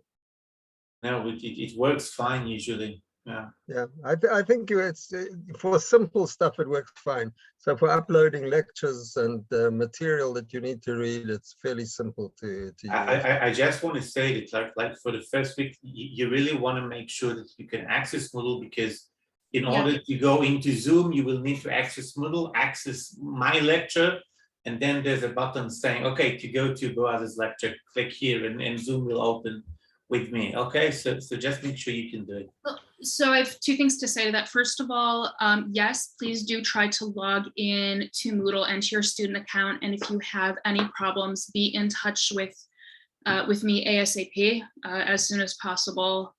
And the other thing is that I'm actually working on collecting all of the Zoom links for all of the classes. And once I have them all, I will be uploading a schedule with hyperlinks to all of the Zoom classes into your Google Drive folder. So if you're having problems with Moodle, you should still be able to access those links. So you won't. Sorry, the other thing is about the AP, just to carry on with what Richard said. There are people who use the break between the two semesters, the fall and the spring semesters, for the APE, which is fine. Yeah, that's up to you, but that's a possibility, particularly if you're going abroad or something. But you can do it as well, because it's sometimes it's a convenient time to do the APE. Back to Moodle for a minute. I would say you have to fumble around with it a little bit, play with it a little bit. And frankly, if someone from Professor Green and my generation can do it, I'm sure you will do it even better. I have just opened last night. I opened one of my courses, the Leadership Seminar Series in Moodle. So you should be able to get into it and find some material. Did someone get into it already? No. Okay. Celine, you did. Yeah. Were you able to open it and see it? The community needs assessment. Yeah. I saw it and I was able to open it and Okay, then put all the excellent, good. files on my computer. Yeah. Good. Okay. So it's there. It's not much in there for that particular course, at least not yet. Won't be much for the entire course, but so you can try to get into it. And if you can't, then contact Deborah. And Deborah, thank you for reminding me, or maybe you need to remind me again. I knew I was supposed to send that link to someone. I asked Gila and she said, not her. So it's me and it's Mo, but actually for the first semester, I don't need anything from you. Okay, fine. All right, good. Mm-hmm. I have one more topic that I need to go over that I forgot to mention. And this is something called a seminarian paper. The university and the program require that you, as a graduate student, complete 2 20-page papers. They're called seminarian papers. This is in addition to your ILE, which is also a 20-page paper. Now, we have tried to make this a relatively less painful experience for you. A 20-page paper is a fair amount of work. So I'm going to briefly explain these 2 seminarian papers to you, but you'll hear about it again and again, okay? And they are to be done later in the year altogether. The first is the Leadership Seminar Series. So as I mentioned to you, after each seminar, you have to send me a 1-page report on what you learned. save all of those one-page reports. There will be about 16 of them. That makes 16 pages. You then take a 3 or 4 page summary and analysis of what you've learned in the course. It's been quite interesting. Our students have really been quite insightful in understanding these leadership stories that you hear. And so you take each of these 1 pages, you combine them to 16 or so. You then add a 4-page analysis. You send that to me at the end of the program, the end of the 3rd semester in August, and you have 1 seminarian paper. So what you actually have is a 4-page paper that turns into a 20-page paper. Okay, that's your first seminarian paper. The second is an assignment for the course that I teach in the summer in global health systems. That's also a 20-page paper. I'll explain it to you when we take that course. But in brief, you have to create an ideal healthcare system and propose what it would look like. And we'll go over that in more detail. So you do have these 2 20-page papers, and then the ILE is a 3rd 20-page paper, all due pretty much at the end of the year. Okay, I forgot to mention that. We'll talk about all of these things again over time. Okay. Other questions? Yeah, there's one final thing that I just want to comment, and this will come back again when we actually teach the courses. But essentially, what we try and do in the program is to try and teach you to critically evaluate the topic. In other words, what do we mean by that? We mean that it's not that we're going to give you everything there is to know in that particular area. And we don't have to feel that we're going to cover every issue in that particular area, and that you then have to learn a huge number of facts. And it's not going to be like anatomy, learning anatomy. You have to know all the anatomy. What you need to do is basically understand the concepts in that course and then be able to critically evaluate it. So we'll be emphasizing a lot presentations in class, which we believe is very important. And I know students sometimes ask, why are there so many presentations? Because the presentations are the opportunity to really condense what you've actually learned about or critically evaluate and present it very succinctly, in other words, briefly, and in a way in which people that are listening there can hear it. When you actually go out into public health or into global health, you'll find that much of your work will be presentations, presenting stuff to groups, to committees, to decision makers, and you have to know how to effectively present, to prepare a presentation and to deliver the presentation. So you shouldn't be too concerned about the number of presentations. We deliberately give you a fairly large number of presentations to prepare. They're usually short presentations, but you have to really, this is an opportunity for learning, basically. A supplement to that, which I also need to mention, and that is competencies. Okay, again, the accreditation people expect you to become competent, and they have identified something like, I don't know, 18 or 20 competencies to which I'm sorry, Deborah? I think it's 22. Yeah. And so it's like 17 that they require, and then we've selected 5 more. No, they have 22, and I think we added 5 more. 5, okay, so it's 27 competencies. Now I just looked this up the other day, so that's why now I'm annoyed that I can't remember. So what we're going to do, and Deborah, we need to do this. We will send you a form within the next few days, okay, and ask you to rank yourself in each of these 27 competencies from on a Likert scale, 1 to 5, how competent you feel. And then at the end of the year, we'll send you this form again and ask you to rank yourself again. And this is a way of self-assessment. And obviously it's also a way for us to evaluate how we're running the program, okay, how successful we are in educating you. And the accreditation people watch this. They watch us do this. They require that we demonstrate to them where in each course, these competencies are taught and measured. They're very strict about this, actually, okay? Strict enough that it drives the faculty crazy. So, but from your perspective, please get this form, be honest with yourself. If you're good at it, say you're good. If you're not, say you're not. And then we'll see where you are a year from now. And so, Deborah, we need to just be in touch with that, you and I, to make sure we send this out. And I can't remember whether we sent it out to our graduates. I think so, but we need to follow up with I don't think so. I have it on my list. it looks like Celine had a question. Yeah, I was gonna ask about like exams. So like on average, like how many exams would we have like per class? And what are the Maybe I'll answer because I see there's another question about the exam. I'll just make a comment and then Richard can comment. Most of the courses are a combination of classwork and an exam, but there are some that may just be work that you have to submit. There may not be an actual final exam. And the type of exam varies. Boaz can tell you that he has an exam which is a kind of a take-home type of exam, which is in a limited period of time. So it varies.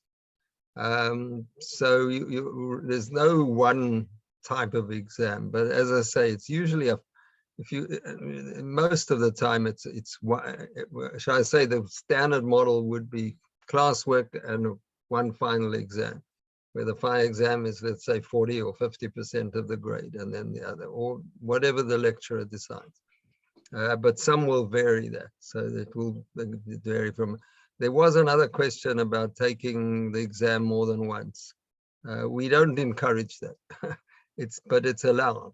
In other words, you take the first exam and you can take it again, or you can have a reason why you were unable to take the first exam and you can take it again.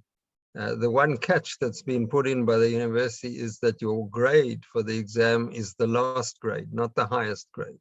So if you get 75 for the first one and 65 for the second, the 65 goes in, not the 75. So in other words, so you make sure that you really want to do the second one. If you have to be convinced that your grade will improve.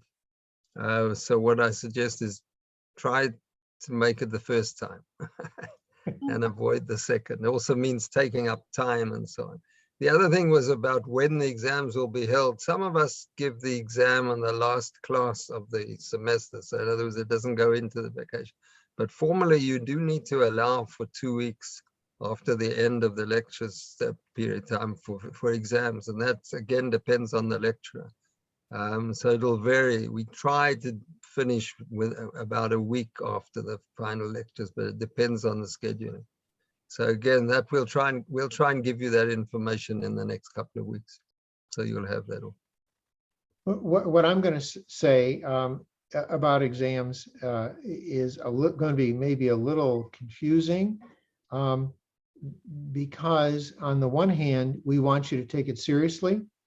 We want you to study. The exams aren't easy, but everybody gets through. If you, or let me put it differently, if you take it seriously and you learn and you study, you'll do fine on the exams. That's what the experience is. So don't be afraid of the exams, but don't ignore them either, okay? If you ignore it, you're going to have trouble. If you take it seriously, you'll do fine. In my courses, I actually have a quiz, which is designed to give you an idea what the exam is going to look like. And I have all sorts of assignments. And as Professor Green said, many of the classes have presentations and you get graded on your presentations. So this is also graduate school. It is different, okay? For those of you, when you look at your first degree,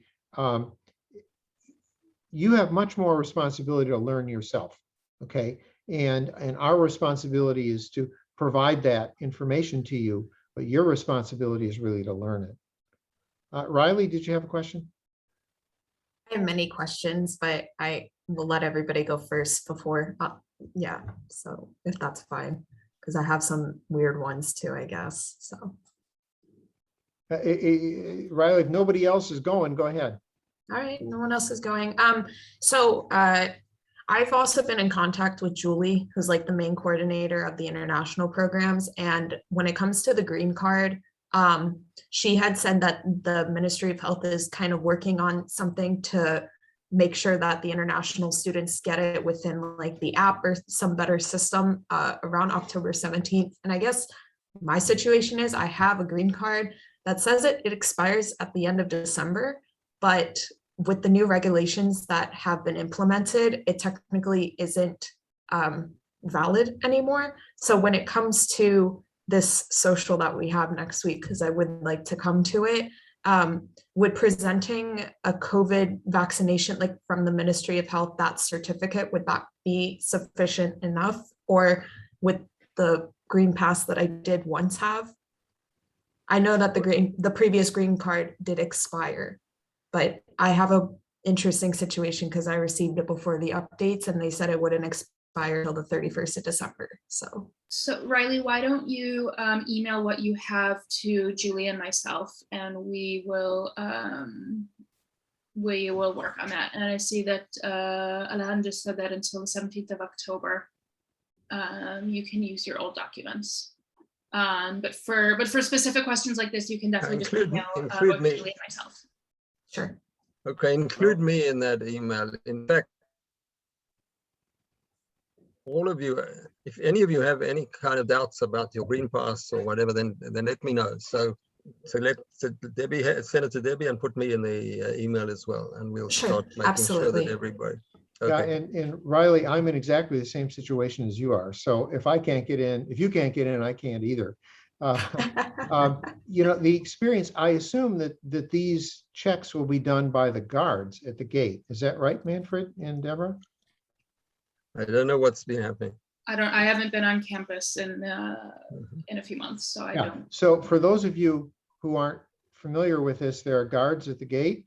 There are these people with the very large submachine guns, and they do check something, whether it's your university ID or the green pass. And usually my experience is you can talk your way in, okay? If you smile and show them that you're for real, they're more interested in looking for people who are security threats than they are COVID threats. But this is something we need to take seriously and we need to work out as well. Yeah. Riley, can I just ask quickly, what you've had, how many doses have you had of the vaccine? So I had 2 doses, but the last dose that I had was in July. So they had some sort of exception where if you had it within the 6 months period before the regulations changed, that you could get the green pass. Like that was how it was how I got out of the that should still be valid. That should still be valid. That probably is a technical problem with the system at the moment. There have been people reporting a number of technical issues with the. There's been a lot, right? So there's been a lot, but then because the regulations continuously are changing, and I think people are getting very confused by them. Like there's a new, the green pass looks different now than the old one after the regulations had changed. So. It shouldn't be too different. The green pass still, basically the concept of the green pass is that it should be, you either have received the 3rd dose, which automatically gives you a green pass, or you received your 2nd dose less than 6 months ago. In other words, you still have time to get the 3rd dose. The 3rd dose is only given, or 5 months, I don't know, 5 months after the 2nd dose. And then it should still be valid. If it's not being accepted at the moment, that means there's a technical difficulty. Were you vaccinated in Israel? No, America. So that may be the only issue here, is that they may be requiring a serology test that I need to check. Anyway, don't worry too much. I will discuss this in the email. Like I have those forms and those documents. Don't worry too much about it. Send me the stuff. We'll work on it. Sure. I mean, you're quite right that it's created a huge amount of bureaucracy, and we need to sort it out. We'll work on it. I think Alhan has some ideas on this. You want to tell us what you understand, Alhan? Yeah, hello. Since I'm working to the Ministry of Health, I've received the last details according to the papers that I have. People coming from abroad that are not Israeli, okay, that they don't have citizenship in Israel. They were split into people coming from the EU and others that are not. For those that are coming from EU countries, do not have to do serology test because before they arrive here, 24 hours before arriving, they have to fill out a form. In that form, they have to write all the details about their vaccination or their COVID certificate that they were sick. And the ministry will verify with their country, and within 24 hours after the PCR negative result, they will get immediately the green pass. Besides that, the ones that are coming from non-EU countries, they still have to do the serology test. They have as well to upload their vaccination and certificate of illness to the form that they will fill. Until the 17th of October, they will not be able to have the pass because they're still working on it. Until then, they can still use the acceptance from 5,400 that they have to call and let them know. After 17th of October, they will have the pass immediately. This pass will be sent to the email written in the filled out form before arriving. And there is a list of the EU countries as well. It's not only European, of course, there are several countries that I can send you a list if you want. Good, thank you. That's very, Ahan, could you send an email or this document to Deborah and maybe she can send it to everyone? That would be useful. Of course, it's in Hebrew though, so. I'll translate the relevant. Perfect. Okay. Just as someone who is a non-Israeli, for those of you who are not Israeli, sometimes you need to push a little bit to get people to agree to what you want to do. And if someone says no to you, my experience in Israel is if you ask a question, the first answer is no. This works well in parenting as well, incidentally. So, but if you don't like the answer no, then say, no, I don't accept that, and push back a little bit. And you often can get, particularly like the guards at the gate, don't just let them turn you away. You need to respond positively and not accept that. Manfred, do you want to comment about that? No, I think that unfortunately if those of you who come to my course will hear about it as well. There's, in my opinion, and I serve on the advisory committee to the Ministry of Health, so I'm blaming myself almost, but there's a lot of bureaucracy that's been introduced, which to my mind is unnecessary, but you still have to deal with it. So I think the best thing is what I said, is send all the stuff to me, to Debbie and me, and then we'll start working out ways to sort it out.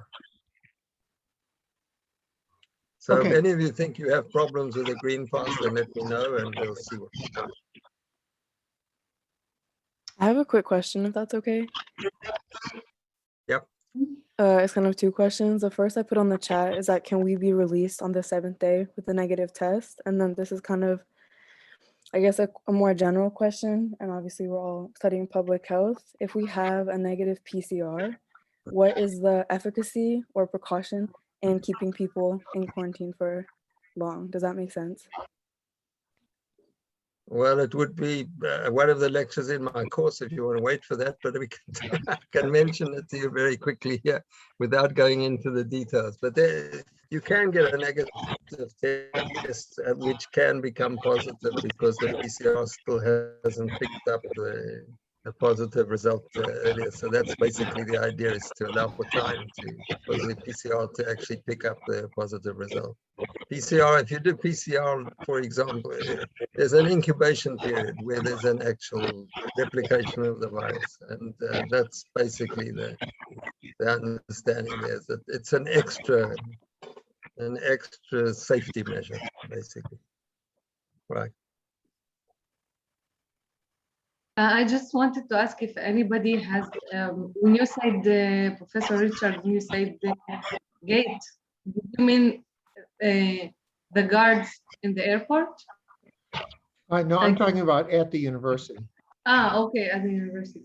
Yeah, the people at the airport, you have to take more seriously. I mean, Because in the airport, one of those guards is my husband, and I know some, some guys there. So we can. I don't know. I thought if anybody wants help, like we can synchronize. Great. That's always that. That's another thing that Richard learned in Israel. With what's called in Israel protectia, right? That means that you have connections. That's a way of overcoming. So thanks very much. But we'll check again with the university, and Maria is not in now. I'll talk to her, or to talk to the international schools, so to make sure that they are aware of these problems. But I personally want to say that I'm really looking forward for this course of COVID controversies, because I find it very messy. The whole thing about the vaccinations and the health ministry instructions. And I really hope to learn something like real science about it before I get my own vaccination, like to be convinced that it's the right thing I'm doing. So for myself, it seems that I'm gonna go through a PCR test every week until I really get convinced. Okay, we'll talk about it in the class. The entire education in public health and global health can be COVID-19, all the way from the science to the clinical to health policy to politics. It's all there. It's all there. Okay. Other questions? We've got maybe 5 more minutes. Yes. Hello, can I come in? Yes. Alex, go ahead. Yeah, please. I got in on the 4th of October. My PCR test result is negative. It has been delayed. I kept calling back and forth, so I was able to receive it today. And the gathering is going to be within my quarantine period. So my question here is, am I expected to form part of the program, or should I do the second PCR test, which should be on the 7th day, that is the 10th of, and also I'm worried, it was today I got the result. So what happens if I'm to do the second PCR test? I mean, the result is being delayed in my case, and what about me being released? What do I do in such a case? Again, those are technical things that you need to check again with, unfortunately, with the Ministry of Health. But just explain it in 1 minute again. You've done a PCR when you came in, right? As you arrived, they do a PCR. They took a swab. Yeah. And you have not received the result, or you have? I just received the result, and that was today.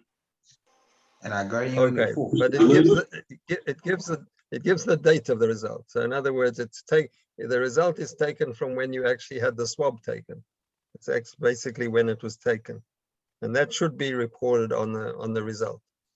And then you need to, in order to get out of quarantine, how long you have to be in quarantine for, a week or 10 days? How long?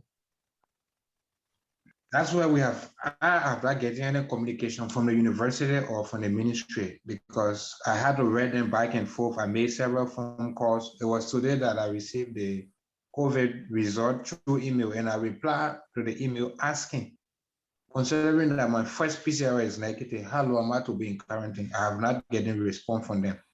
And you need to take it from the time that you took the swab is actually when you start counting. So that's your PCR was negative from the time you took the swab. You then count the days, and usually then if it's a week, it's on the 7th day, you can do another. That's what was being done up to now. Again, I'm hoping they haven't changed something. And then you do it another swab on the 7th day. And then you can get that result within 24 hours. And if it's negative, then you are out of quarantine. All right, thank you. But another thing is, what happens after the 7th day? If the second result is negative and I don't have the green pass, so I mean, what becomes of my movement? Considering that I've just came in, I have not been able to obtain a green pass, and I mean, it's not going to be. You have not been vaccinated, and you have not been vaccinated. I came with my vaccine card. So you have a vaccine pass. So you should then be eligible for the green pass, but that's something we need to check and make sure that they do. Because you basically, again, and this will apply again, I think Enas was mentioning whether it's EU or it's outside of the EU, but there should be a recognition of the vaccine. How many, did you get 2 vaccine doses, right? Yes, sir. Right. Okay. Can I ask which vaccine it was? It is a AstraZeneca vaccine. AstraZeneca, okay. Okay, so that's a recognized, it's a recognized WHO vaccine. So that's fine. So there shouldn't really be a problem with that. So we need to check now again to make sure that you're getting the green pass, right? But again, let's keep this. Keep your query in, get it to Deborah, give it to me, and we'll all try and check it through the international school as well. Just a comment about next week's gathering. All right, thank you. Thanks very much. Yeah.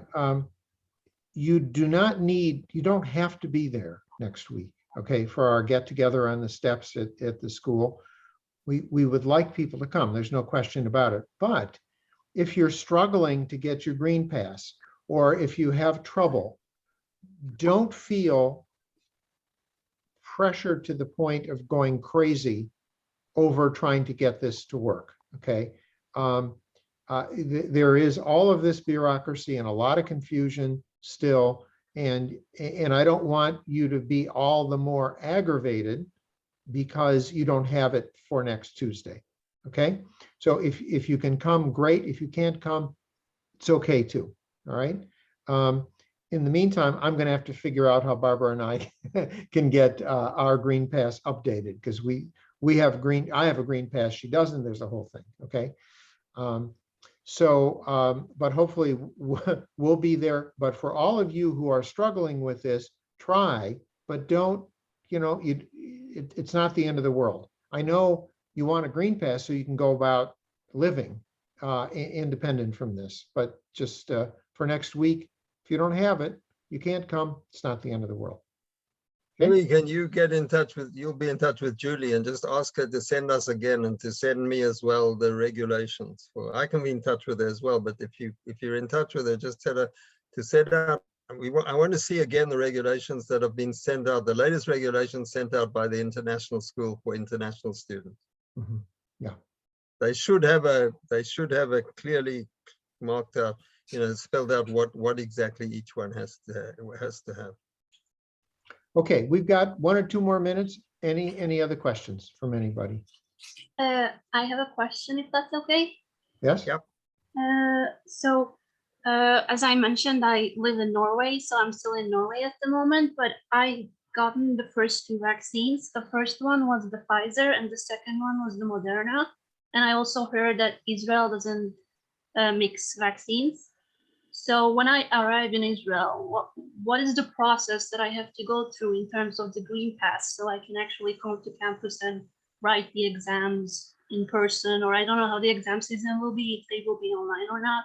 Because if I don't have the green pass, then I cannot come to the exam in person and write it, right?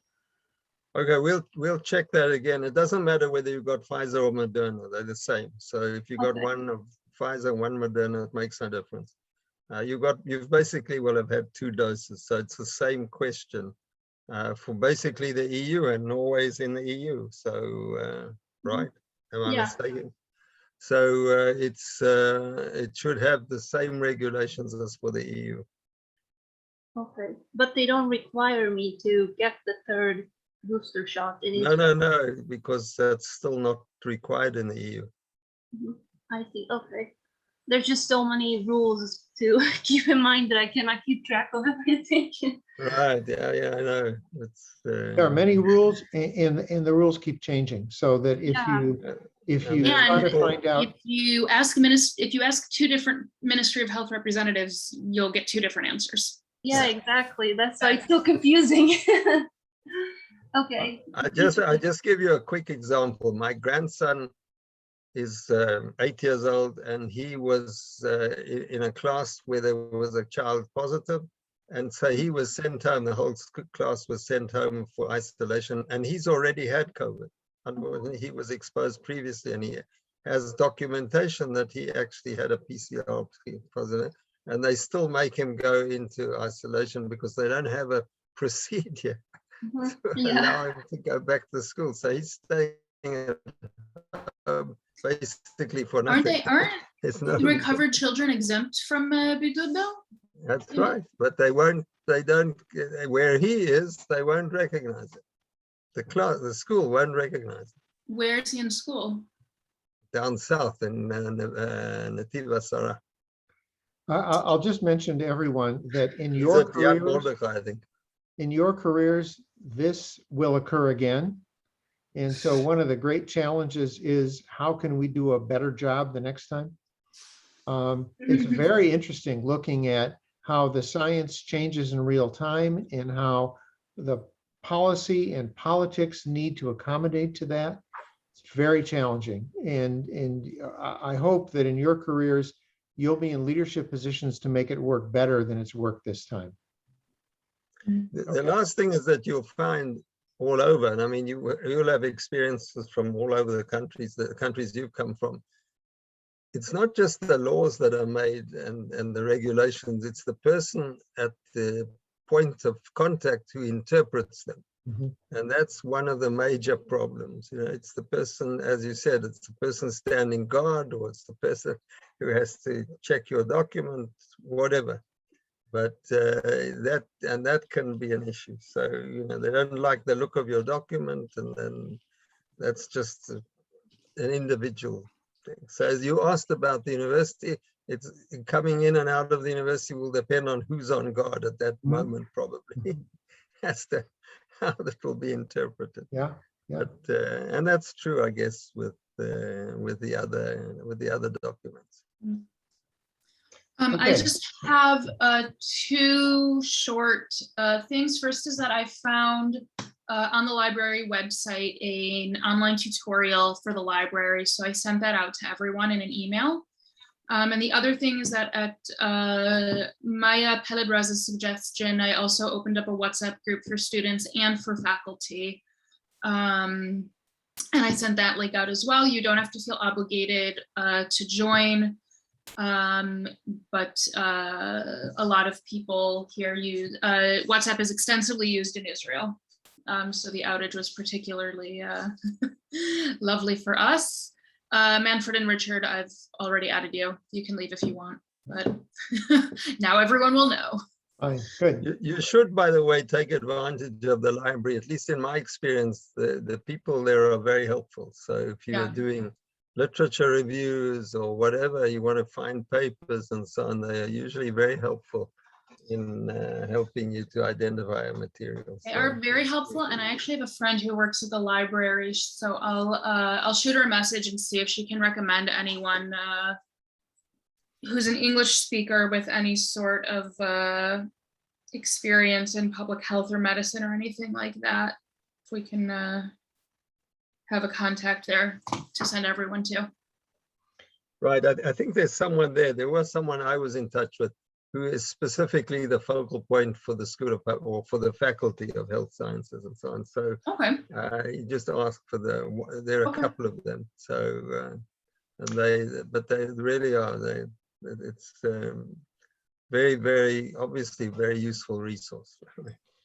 Okay, it's time to say goodbye.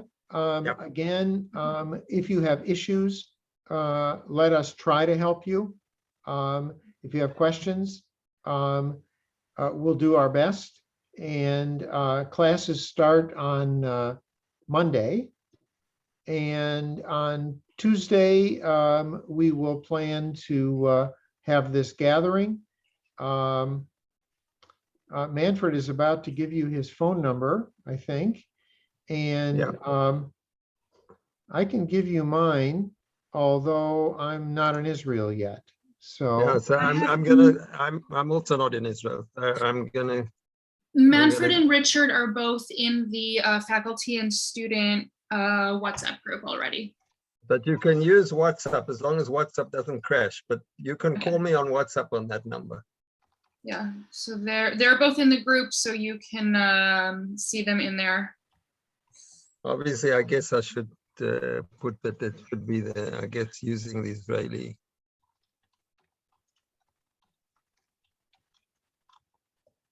Yeah.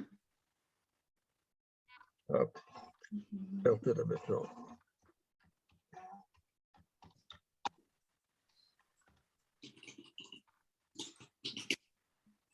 okay, good. Okay. Listen, it is really a delight to have all of you with us. It's exciting that everyone is here. And I want again to thank we want to thank the faculty. Boaz, you've stayed with us. Thank you so much. And we're excited to start the new year. So with and you that, you have our emails, by the way, right? Because that's sure. in the correspondence. You should have our emails. So Debbie, can you just make sure that they will have our emails? Okay, Yes. I'm going to stop the recording. I've recorded it on my computer. I'm going to upload it into YouTube, I think is what we'll end up doing. And it'll take a day or so to become available. Okay, everyone, very good.